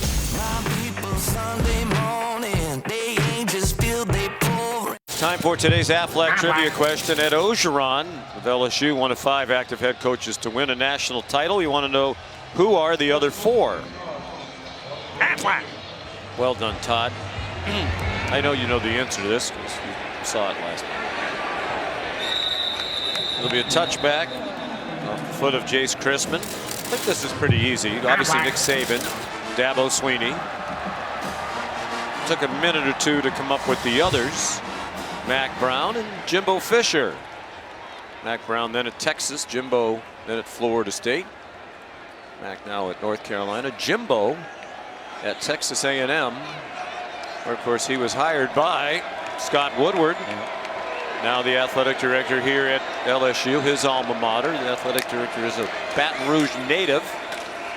Johnson, after the run fake, throws the quick slant for a first down. 11-yard gain to Brian Thomas with Kaiir Elam in coverage, and LSU is going to go quickly to the line. There's the athletic director, who did not hire Ed Ogeron. He did hire Jimbo, and he did hire Chris Peterson, another splash hire, when he was at Washington. On target, Johnson to Malik Neighbors, who broke a tackle and got to the Florida 40-yard line. Though there were 21 points scored in this game without the LSU offense being on the field. Florida scored twice, and then of course the LSU defense scored here in this third quarter. But looking sharp in their first possession out of the locker room. A couple nice passes by Max Johnson. About 45 minutes without having the ball, and they're going to take that ball into the end zone again. Ty Davis Price, touchdown LSU from 40 yards.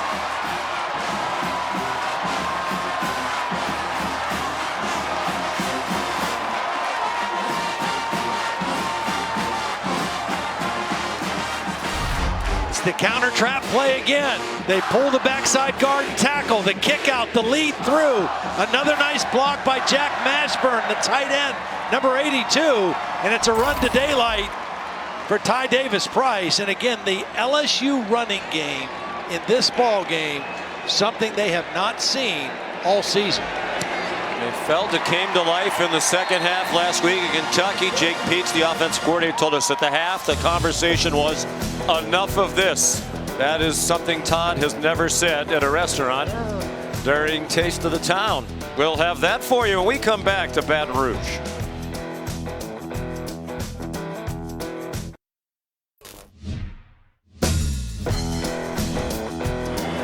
Elsie's Plate and Pie was opened nearly 4 years ago by Paul Dupre, and he named the place after his grandmother, who was well known throughout Lafourche Parish for her amazing pies. Now I have plates and pies here.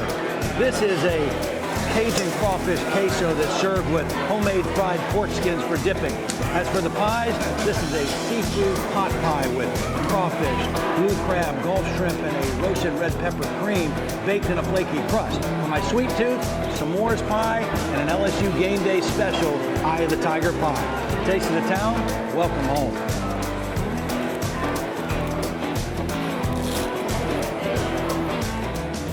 Did you eat all of that? I mean, every week you eat everything that we see on screen. Please tell me you didn't this week. I had some help with all of that. I did my part, but I had some help. I had some friends with me to help with some of that. There's some great food in this part of the country. Lots to choose from for Taste of the Town this week. The kickoff's a touchback. LSU leading by 14.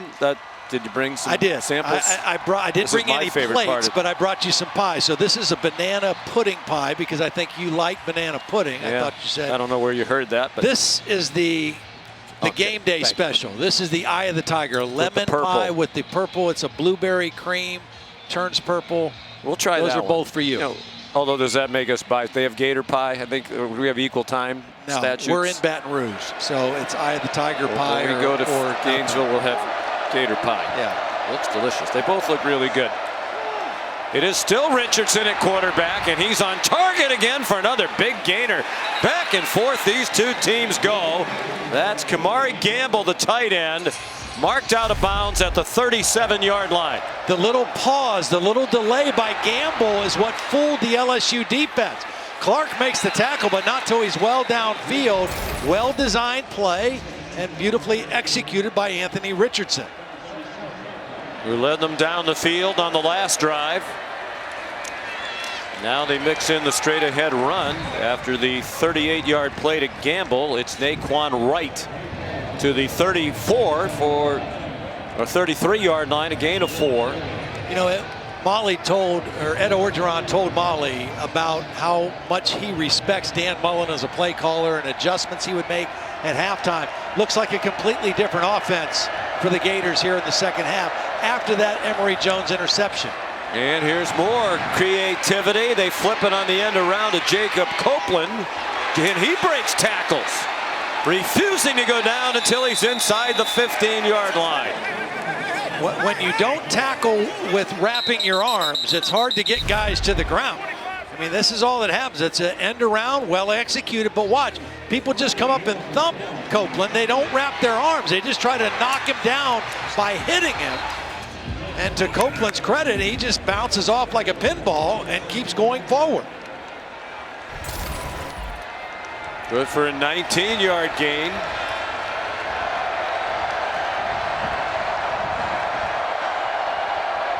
Very quickly, in just 3 plays. Florida to the 14-yard line. Richardson to the end zone, and it's incomplete. Looked like Gamble might have a touchdown. Darren Evans there for LSU. Yeah, this was just a matter of inches. I mean, Darren Evans is going to get fingers on the ball right at the end. It goes through the hands of Gamble, and Evans able to get a hand on it, but another well-designed play and a good throw by Anthony Richardson as we see the replay on the Progressive Pylon cam.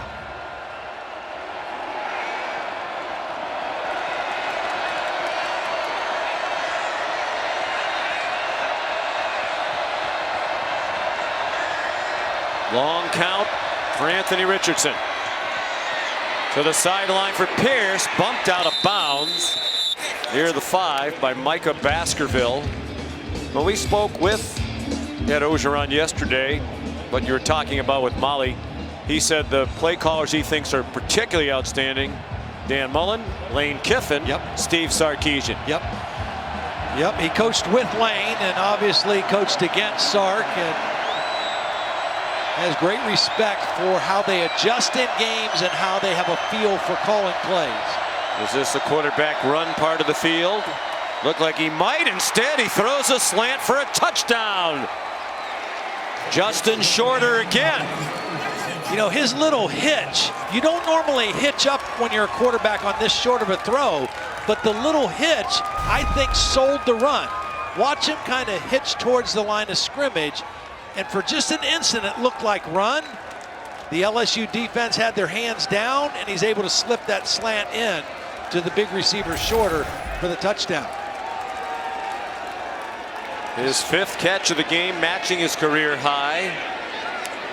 95 receiving yards is his career high, and he has 2 touchdowns. Jace Christman, the extra point. It's a spirited rivalry, and again this year, it's a terrific game. Still a long way to go in Baton Rouge. Some more great action over on ABC today and tonight, 3:30 Eastern Time. 2nd-ranked team in the country, the Iowa Hawkeyes, at home hosting Purdue. And at 7:30 tonight, 4th-ranked Oklahoma welcomes TCU. It's today on ABC. Still a long time to go in this one. 7:59, 3rd quarter. Anthony Richardson's provided a spark for this Florida offense. Led them down the field 2 drives in a row. They're now matching scores with LSU. The Tigers still lead by 7. They'll get the ball back on the Jace Christman kickoff.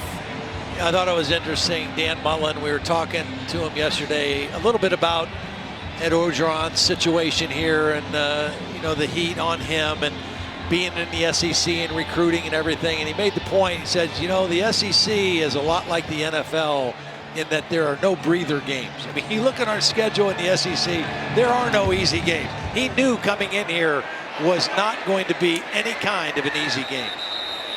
Fair catch on the kickoff, and here's Matt Berry. All right, guys, another good one in the SEC. Arkansas-Auburn. After Arkansas came back to grab the lead, KJ Jefferson sacked in his own end zone. Marcus Harris recovers it for a touchdown. Auburn regains the lead. And then watch this dime from Bo Nix to Demetrius Robinson. Absolutely perfect. Arkansas, however, has just tacked on a touchdown. Back and forth in this one as well, gentlemen. All right, Matt, thank you. Here comes the LSU offense again. Led by Max Johnson, 12 for 20 for 125 and 2 touchdowns. Jack Mashburn, the tight end. 7-yard gain, first catch of the season for the sophomore from Mandeville, Louisiana. Take a look at what LSU has done today running the football. That's been the difference for them. It's given them balance. It's taken some pressure off Max Johnson. The problem is now Florida's got some things figured out on their offense, so LSU has to keep their foot on the gas. Ty Davis Price stopped at the line of scrimmage. He scored a 40-yard touchdown on their last possession. Ran into Antonio Valentino there, the transfer from Penn State. That 40-yard run for the touchdown by Davis Price was the longest of his career and the longest run of the season for LSU. The offensive line doing a better job in the run game, certainly. This is 2 weeks in a row now that they've run the ball well. 147 last week, most of it late in Kentucky. Johnson in a single coverage and incomplete. Trying to get it to Coy Moore with Jadarius Perkins in coverage. Ball kind of hung in the air for a long time. I don't think there was any interference. The ball was just overthrown. It got up in that air a little bit and sailed over Moore's head. LSU's going to have to 3-and-out punt. Haven't seen very many defensive stops in this second half so far. Gators just got one. Avery Atkins to punt for the 6th time today.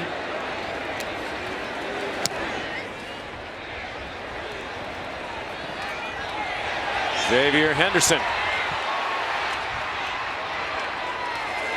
swung down at the 35-yard line. 42-yard punt and 9-yard return. So it has been a wild third quarter. Florida scored 15 points in this quarter and LSU 14. The interception mixed in the last 4 drives. Of course, that was returned for a touchdown by LSU. So their last 4 drives have resulted in a touchdown for somebody. That's right. And it's Richardson again. So that's a change in their usual operation. In for the 3rd series in a row and likely to stay in. Juggling catch. And then a great effort after the catch to get a couple of extra yards by Kamari Gamble.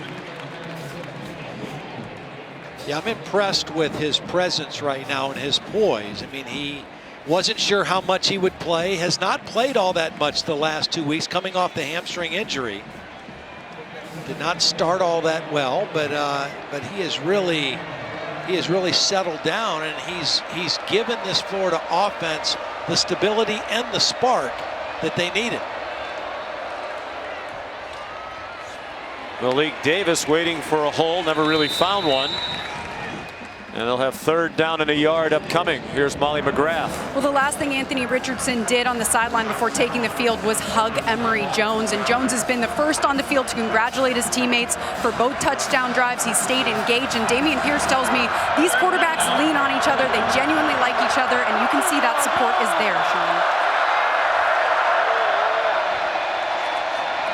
3rd and 2, a run for Richardson. Great cut to the outside. And he runs out of bounds long after he picked up the 1st down. He's at the 32 of LSU with a 25-yard run. This was supposed to go to the left. He just saw a big gap and a lack of discipline on the backside of the LSU defense, so he made that decision to cut it out the backside. That play was designed to go off left tackle. He saw it open up backside and took advantage of the LSU mistake. An 80-yard touchdown run against South Florida, 73-yard run against FAU. Here's Malik Davis for very little. You know, one thing that Florida's doing today is they're eliminating the operational penalties. The last time they played in a hostile environment on the road to Kentucky, they had 15 team penalties, but 8 false starts. One thing they're doing is the left guard is paying attention to the quarterback. When the quarterback is ready for the snap, he's tapping the center. And that is kind of giving them the indication of when to start the play. They haven't been penalized at all today. You have a wide open receiver again. Jacob Copeland Down to the 11-yard line where Cameron Lewis made the tackle. This is a really interesting play.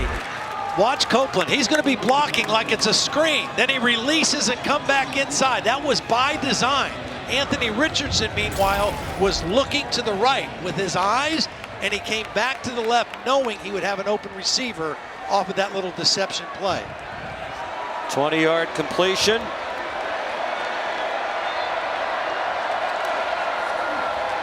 After the run fake, it's a touchdown. Beautiful throw again by Richardson. Right on the money to Damian Pierce.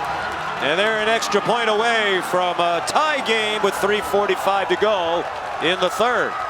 Well, the guy who makes this play is Kenmore Gamble. Watch number 2, the tight end. He's just going to kind of slowly go right in between these two defenders. And by doing that, he attracts both of them. And nobody is able to get out quick enough to Pierce for the touchdown throw. And the extra point for Jace Christman to tie it.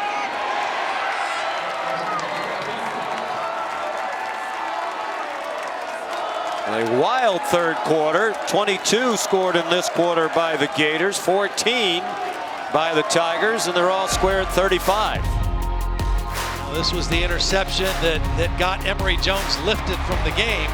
Threw it off balance, back across the middle, and then ever since Anthony Richardson is coming to the game, it's been a new look Florida offense. Meanwhile, the LSU running game has continued to prosper against this Gator defense, and now it's back and forth and kind of has the feel of who's going to have the football last, or who's going to come up with another crucial turnover here in the fourth quarter that could decide this football game.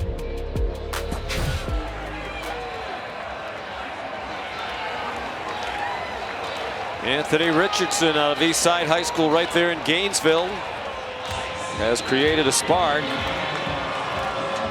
Outstanding dual threat quarterback in high school and also an excellent basketball player. Christman with a touchback.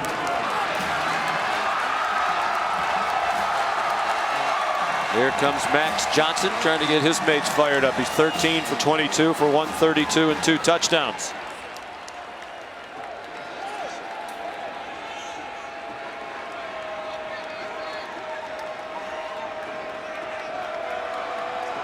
Both touchdowns to Jeray Jenkins.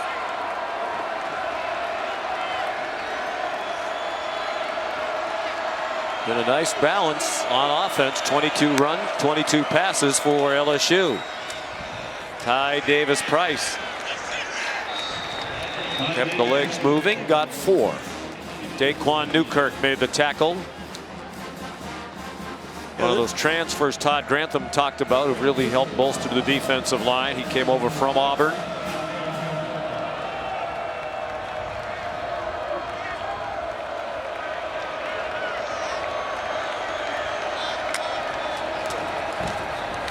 Davis Price again. Wow. He went hunting for contact on that run. He was looking for Trevez Johnson and said hello. Wow, this guy is running hard. He ran hard against Kentucky last week, and he's running even harder today, having a career ball game. The last week he had, it's Trevez Johnson, had the heavy contact with Davis Price. He was a little slow to get up. The 147 for Davis Price last week at Kentucky was the career high, as were the 2 touchdowns. So he's matched the rushing touchdown total today, and he's established a new career high with 159 yards on 19 carries for 8.5 per carry. Well, this has been his favorite play too. It's the same counter trap. They pull the backside guard and the backside tackle, and this tight end gets a big block out in front of the play.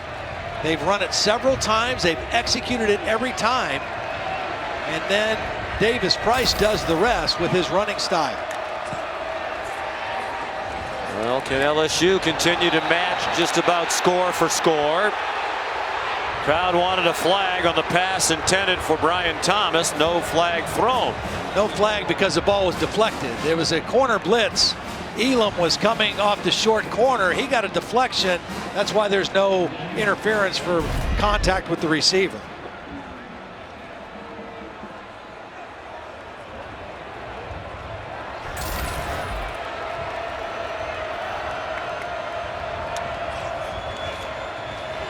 Johnson off the fake, rolls with plenty of room, then runs.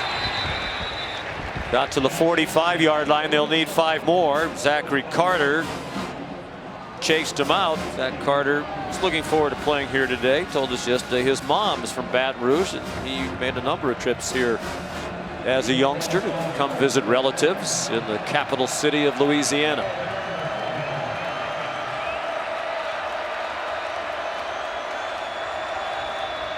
Zach's from Tampa, out of Hillsborough High School, 5th-year senior at Florida, one of the best defensive linemen in the country. Davis Price, first down. They convert on the run. 3rd and 5, they got 6. Well, Florida's defense kind of played right into that play. The end got upfield. That allowed Austin Deculus, the right tackle, to just take him out. And the right guard, Martinez, with a nice block at the point of attack, and another first down for LSU. Under 2 minutes to go, 3rd quarter. This Florida defense held Alabama in that loss to 91 yards rushing. They have been great against the run until today. That's 6 more. Give the offensive line, which has come under some criticism here in Louisiana, a lot of credit. It's a veteran group, 114 combined career starts, but hadn't played particularly well. That's changing over these last few weeks. Of course, the stalwart is the right tackle, Deculus. Jake Peets joked yesterday he's been here longer than Coach O. His 40th start, playing in his 55th career game, the right tackle, number 76. Back to the line, and that's about it. There's Jake Peets, came over from the Carolina Panthers, working for Matt Rule. Said he really wasn't interested in going back to the college game, but Matt Rule encouraged him. This is the job you should take. They wanted to bring back the offense that Joe Brady had run so well here with Joe Burrow when they won the national championship, and Peets and Brady had worked closely in Carolina. Ty Davis Price looked like he got just enough with that excellent effort to get the first down. It was interesting talking with Ed Orgeron yesterday. He said, yeah, well, I did bring him in here to do with Joe Brady. He said, of course he doesn't have Joe Burrow. He said, but he also doesn't know the offense as well as Joe Brady. They're working very hard to get to that point. Well, they have. Pete's a very impressive guy. He is. And they also have DJ Mangus, who was a part of that 2019 LSU staff, who also came from the Panthers. But again, it was Joe Brady's offense. That's Mangus to the left. They both are familiar with this offense, and I'll tell you what, the offense looks pretty good today.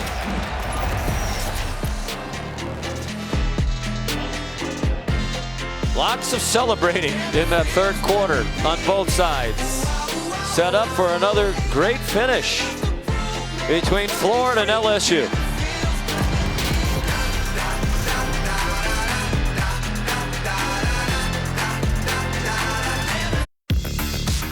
ESPN, home of the College Football Playoff Semifinals. Friday, December 31st on ESPN. Certainly hard to project what the college football playoff semifinals are going to look like right now. It's been a wild first half of this college football season. It's been a very entertaining first 3 quarters of this game between SEC rivals Florida and LSU, tied at 35. 1st and 10, LSU with the Florida 29. Ty Davis Price tripped up from behind, or that might have gone a long way. Tyron Hopper made several key stops today for Florida, has another.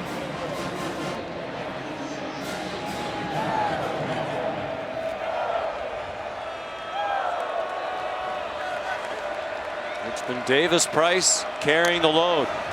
He has 25 carries now. They have one other from a running back. He's not tired. Touchdown.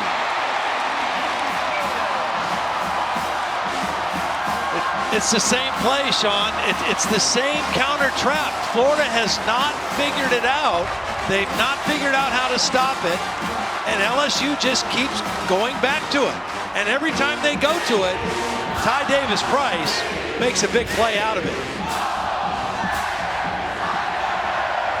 It's good blocking on the front side and the back side, and LSU has found a weak spot in this Florida run defense, and they're exploiting it. 200-yard rushing game for Ty Davis-Price. 25 carries, 204 yards, and now 3 touchdowns, giving him 5 in his last 2 games. Cade York's extra point has made it a 7-point lead. You have to block down here. This tight end fakes and blocks here, and then you pull the backside guard, the backside tackle. The back has to have some patience. You kick out, you lead through, you get a block by the tight end, Jack Mashburn. And Florida has yet to figure out how to get enough defenders there to stop this play. And credit to Jake Peets, credit to Brad Davis, the offensive line coach. They figured out Florida has not stopped this play, so let's keep going back to the well.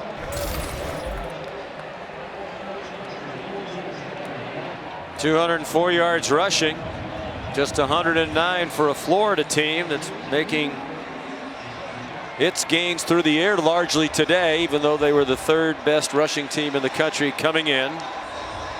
Florida averaging 274 a game on the ground. 77 combined points, the most ever in this rivalry.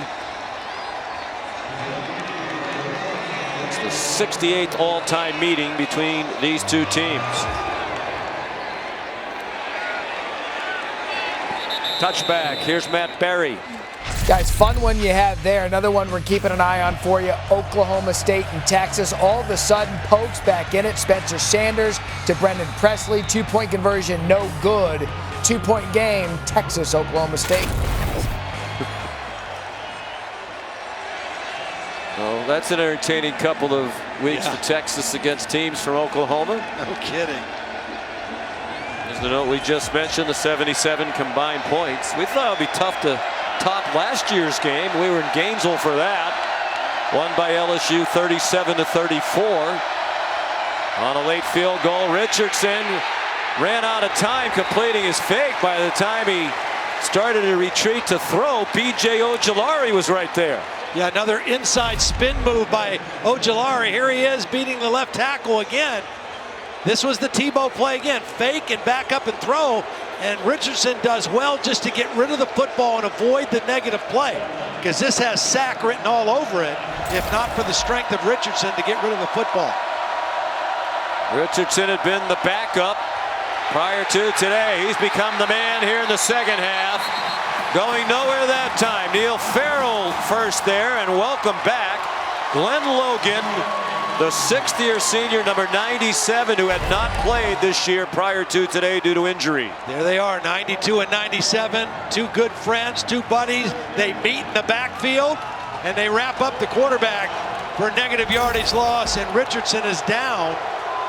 And the fans are booing, but I guarantee you he's not hurt, because Dan Mullen wants Anthony Richardson taking snaps at center. Yeah, there are times it looks like defenders are faking to slow down the offense, but that's not what's happening here. That is not. Not trying to slow down his own offense, although they've been going in reverse on this possession. He's hanging that left arm. I mean, he went down. He'll have to go out for at least a play. Back in a moment. Back here in Baton Rouge, where the crowd was booing Anthony Richardson when he went down with an injury, but it looks like he really was injured. He looked like he was in discomfort. His left hand was jammed a little bit and was bleeding, but they taped it up, and he said, "I'm good to go." Out, at least for this play. As you can see, bleeding from his left pinky. So Emory Jones back in, their starter.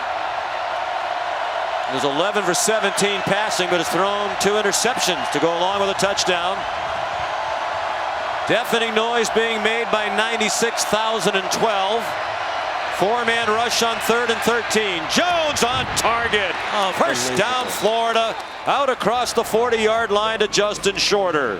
How about the guts of Dan Mullen to call a pass here? 3rd and 13 with your now backup quarterback who's been sitting on the bench, and no sulking by Emory Jones. Molly gave that report about his support of Anthony Richardson. He comes in 3rd and 13 and delivers a strike. For 18 yards, career day for Shorter continues. Now Jones back on the run, their leading rusher for the season. He got 3.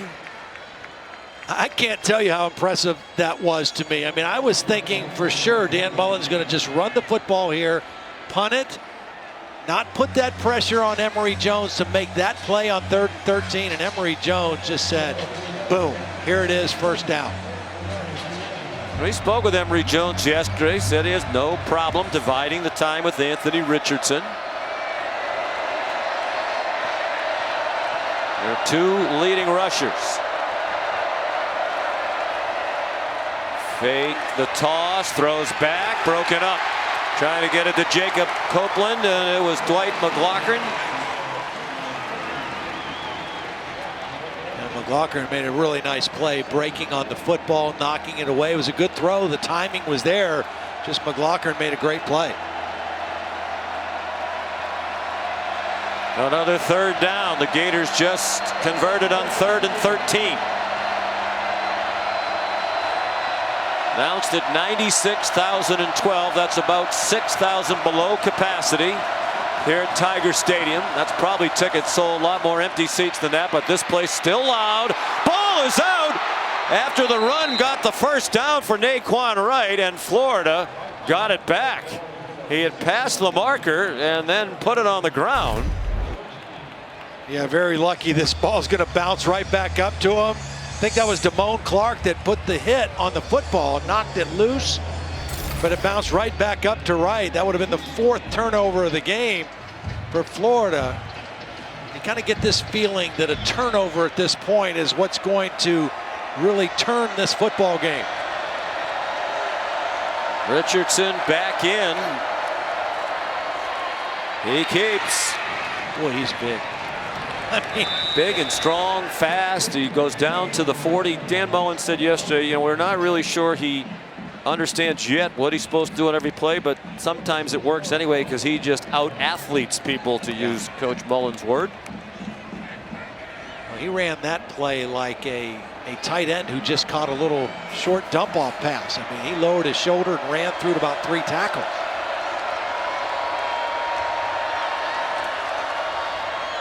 Pitches it this time. Pierce trying to get to the corner and cannot. Ridden out of bounds for no gain by Cameron Lewis. The safety, graduate student from Monroe, Louisiana, a 6th-year senior in this LSU program. Florida started the game 1 for 7 on 3rd down. They've converted the last 4 against Ed Orgeron's defense. Well, this kind of distance, you always have to be alert for the quarterback run here, too. It's very manageable distance on this 3rd down play. And probably 4 down territory if they don't get it here. Richardson throws deep and too deep. Over the head of Malik Davis, the running back, and out of bounds. And now Dan Mullen with the decision to make, out of field goal range. And the offense will stay on. One of the biggest play calls of Dan Mullen's season to date. You got those big-bodied receivers. I think some kind of a slant, something quick out of the hands of Richardson towards the middle of the field here. On 4th and 4, they complete a pass for a first down.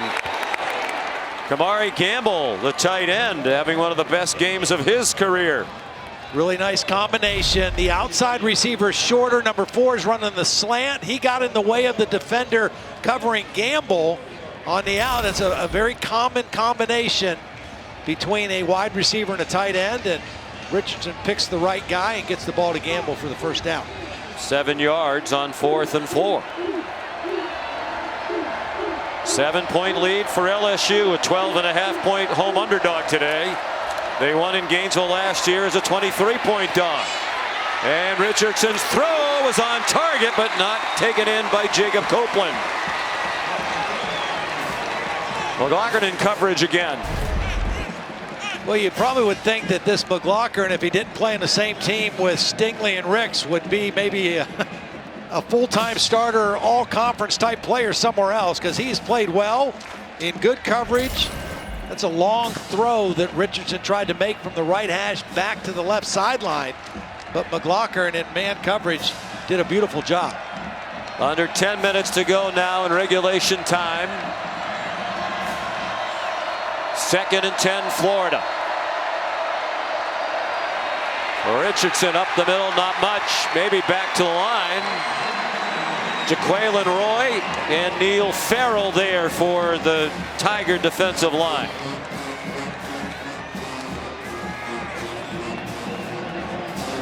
Well, if you're in 2-down territory here, if you're Anthony Richardson, you don't have to get it all in one play. I mean, if you're thinking, if Dan Mullen's thinking 2 plays here, the quarterback needs to be on that same page and know I don't have to get it all on this one play.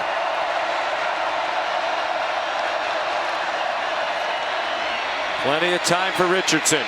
To the end zone, and it is caught for a touchdown. Jacob Copeland.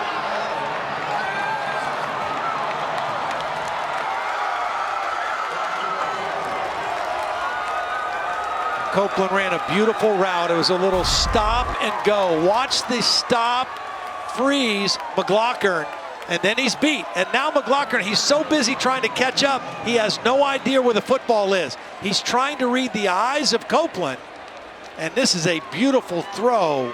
As you see the replay on the progressive pylon cam, beautiful throw by Anthony Richardson when he knew his man had a step on the defender. That's the life of a man-to-man cornerback. We've been talking about McLaughlin making play after play. Knocked the ball away a couple plays ago, and then he's still out there on an island, and he gets frozen on a stop and go. And you go to the opposite end of the spectrum if you're a cornerback playing in a defense that plays a lot of man coverage like LSU does. Neil Farrell walking slowly off, veteran of that defensive line. 33-yard touchdown to Jacob Copeland.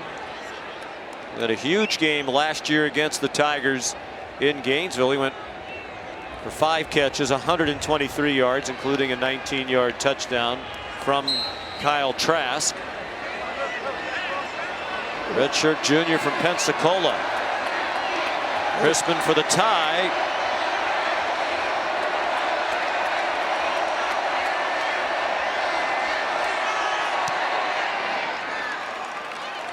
.42 apiece. With 9:14 to go.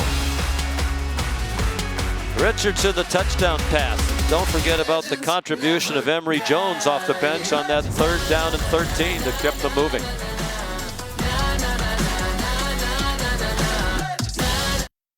ESPN College Football is presented by Marathon, driven forward, and in part by Liberty Mutual Insurance. Only pay for what you need.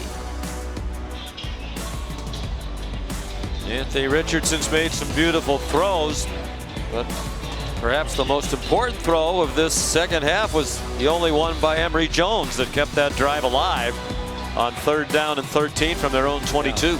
And remember, the last throw before that he made was the one that got him benched. It was intercepted.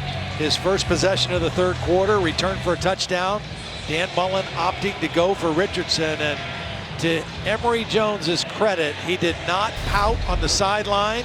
This is the last play that he had prior to that 3rd and 13 throw.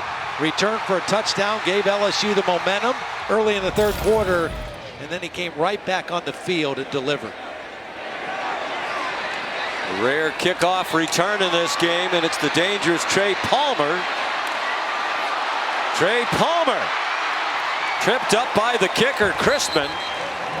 Palmer, one of only 8 players in LSU history, has returned a kickoff and a punt for a touchdown. Here's Matt Berry.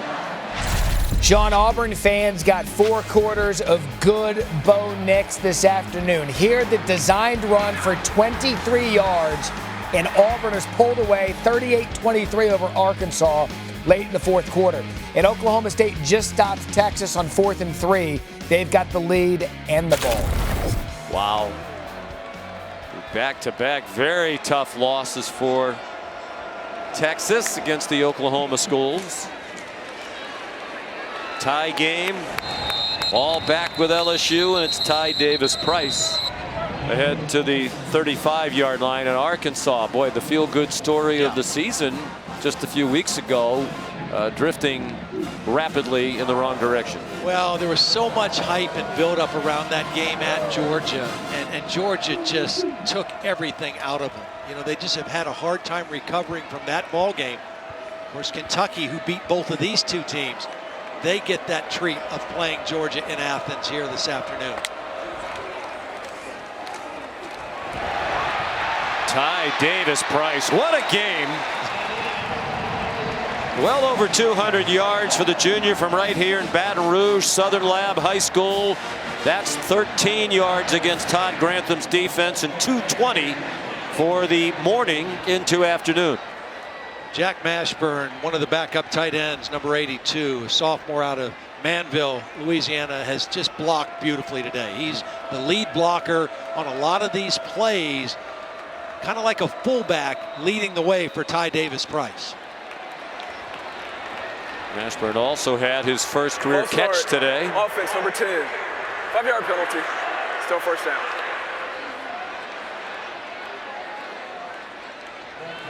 Well, he's carried 27 times and still hungry. Send him down that tiger pie. Yeah. He can have my banana pudding pie, whatever that was. You know, I'm not very grateful. I'm so grateful. You're not. I'll give it to somebody who enjoy it. Look great. Davis-Price, first down. Ball out at the end of the run. And he was down, the line judge says, from the near side of the field. See, this is the same counter play, but instead of pulling the guard and the tackle, it's the guard and the tight end. And Mashburn again leading the way.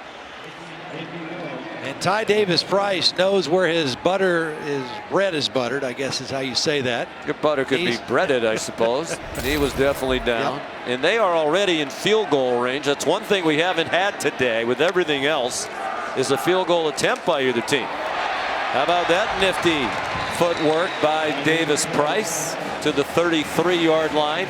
Trey Dean the stop for the Gators.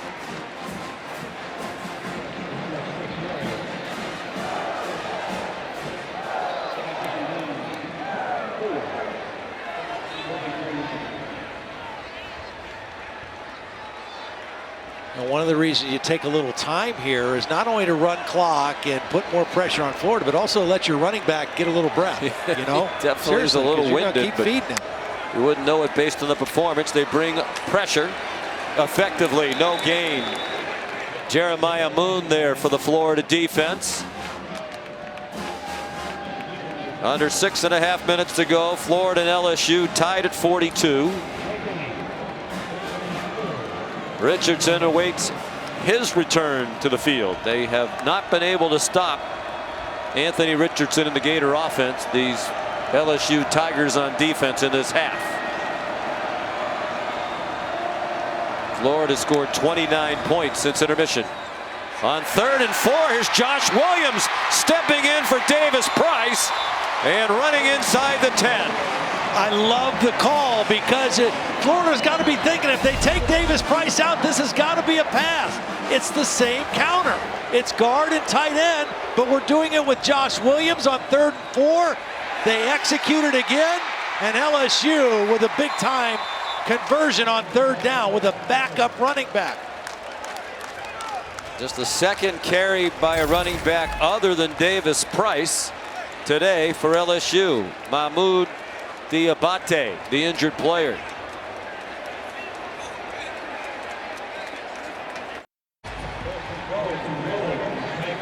Sean McDonough, Todd Blackledge, Molly McGrath back in Baton Rouge. Ty Davis-Price had 287 through the first 6 games, and 147 of those were last week against Kentucky. He has emerged as a force in these last 2 weeks.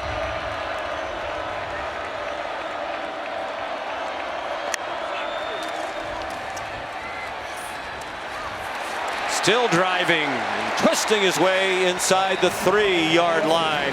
2nd and goal. It's amazing to me when you look at what LSU's done running the football. We love to track explosive plays, runs of 10 yards or more, passes of 20 yards or more. Coming in to today, through 6 games, LSU had 15 runs of 10 yards or more. Today, they already have 10. I mean, it's just been a complete turnaround since the second half of that Kentucky game, and then way beyond that today against this Florida defense. 418 yards of offense for the Tigers. 5 minutes to go, still tied at 42. And nothing doing that time for Ty Davis-Price, who's rushed for 250. The single game rushing record for LSU is 284 by Leonard Fournette, 2016 against Ole Miss. Hopper with another nice play at the goal line there. Newkirk ate up a double team, and that freed up the linebacker Hopper to come in there and finish it off and bring up a 3rd down and goal.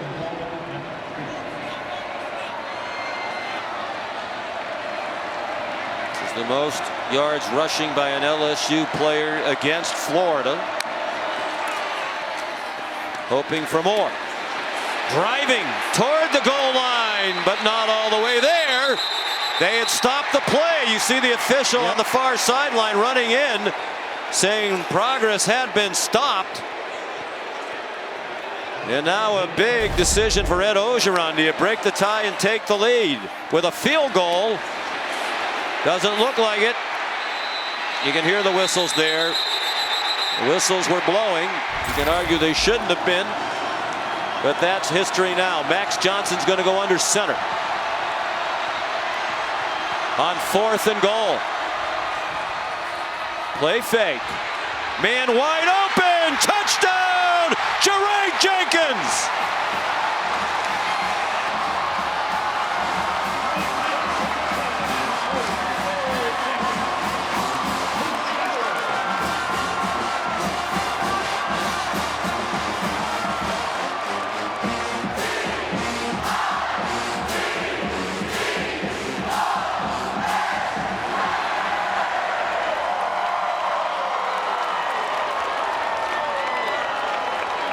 Well, this coaching staff under pressure. They have their team playing very hard and a very well coached offense today. What a call by Jake Peets for the touchdown, with everybody expecting a run. Maybe from Johnson when he got under center, or certainly for Davis-Price with the day he's had. None of the above. I think at first he was looking for Besh, because as the quarterback comes out, he's looking to his left first. Jenkins is the guy in motion. See him look that way, then he wheels back, knowing he had the outlet throw, because Jenkins was the guy in motion. A heads-up play by Max Johnson, not giving up on the play and going to his second alternative for the touchdown. Cade York, about as automatic as one can be. He adds the extra point. He's made 104 in a row. Max Johnson to Jeray Jenkins, his 3rd touchdown of the game. Lots of players having a career day in Baton Rouge.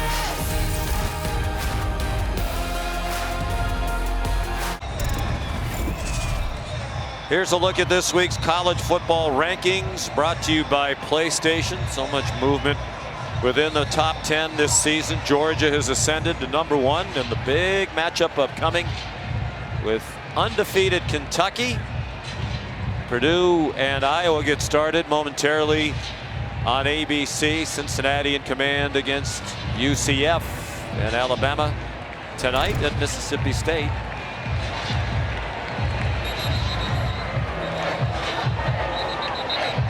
Here it's LSU by a touchdown. Florida down by 7, 3.5 to go, but they'll get the ball back, and the Gators have scored touchdowns on each of their last 4 possessions. Both teams with their full complement of timeouts here for the final 3:30.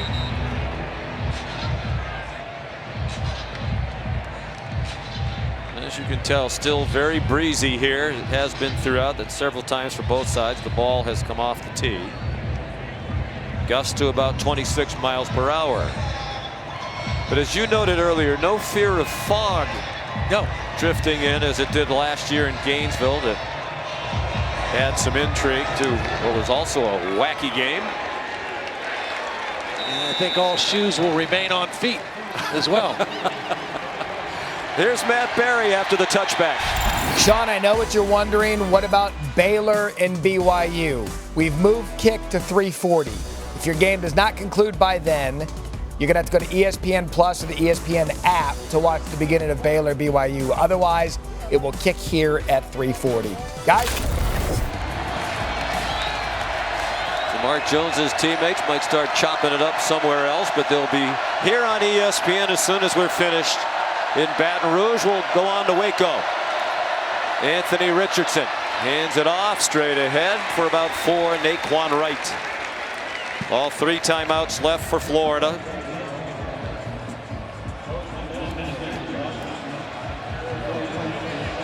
Last year, Dan Mullen and Florida lost to an unranked LSU team. 6th time that Florida, as a ranked team, had lost to an unranked Tiger team. Naquan Wright for a yard. That is the most losses for the Gators in such a scenario against any opponent since the pole era began back in 1936. 3rd down. They need 4 and change, almost a full 5. They've been tremendous on 3rd down here in the second half. Richardson under duress. Richardson has the first down. Sometimes, as Coach Mullen said, he can just out-athlete you, and it was his speed that got him across the 35. Yeah, speed and strength to break those last 2 tackles to secure the first down.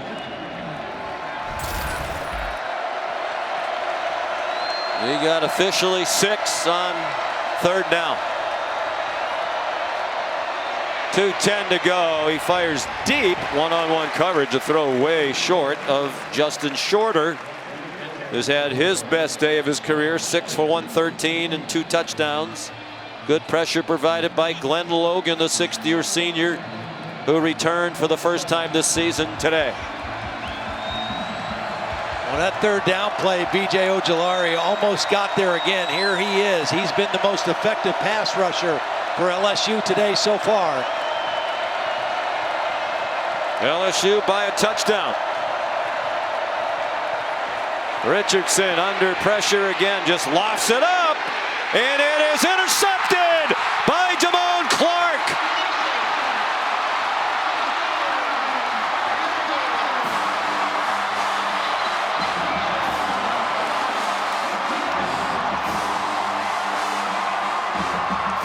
Fourth interception of the day for the LSU defense. They had 3 all year coming into this contest. Well, it's Jaquelin Roy on the inside and B.J. Ojulari on the outside. This is an ill-advised throw. He's throwing off his back foot.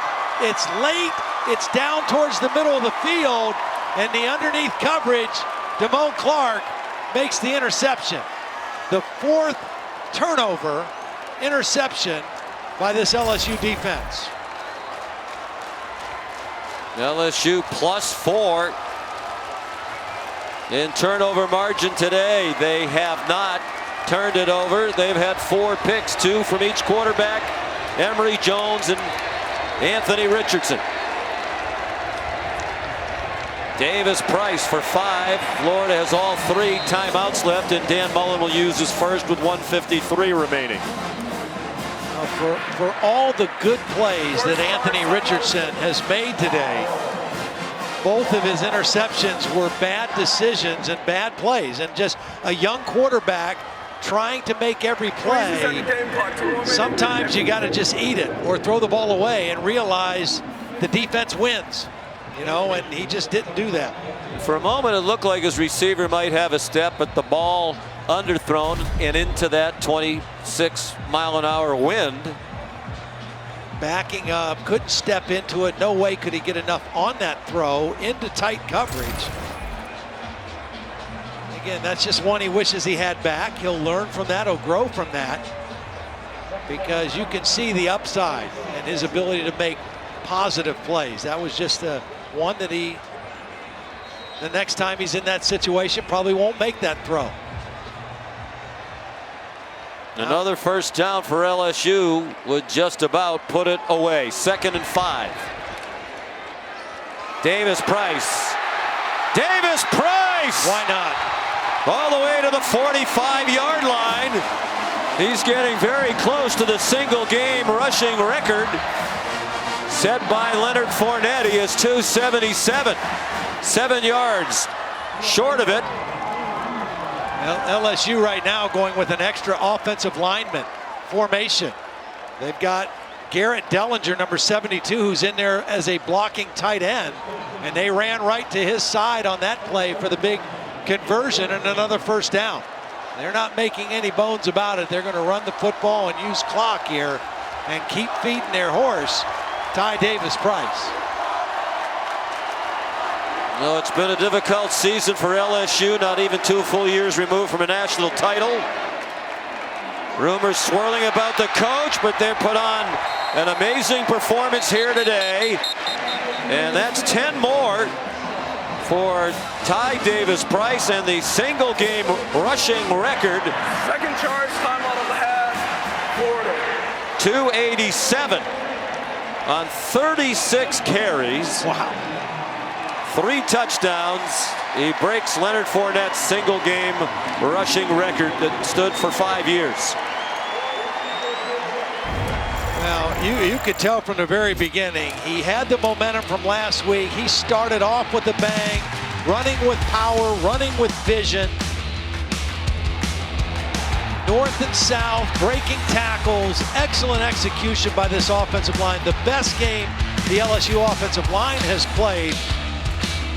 And that led to a career day for that man, Ty Davis Price.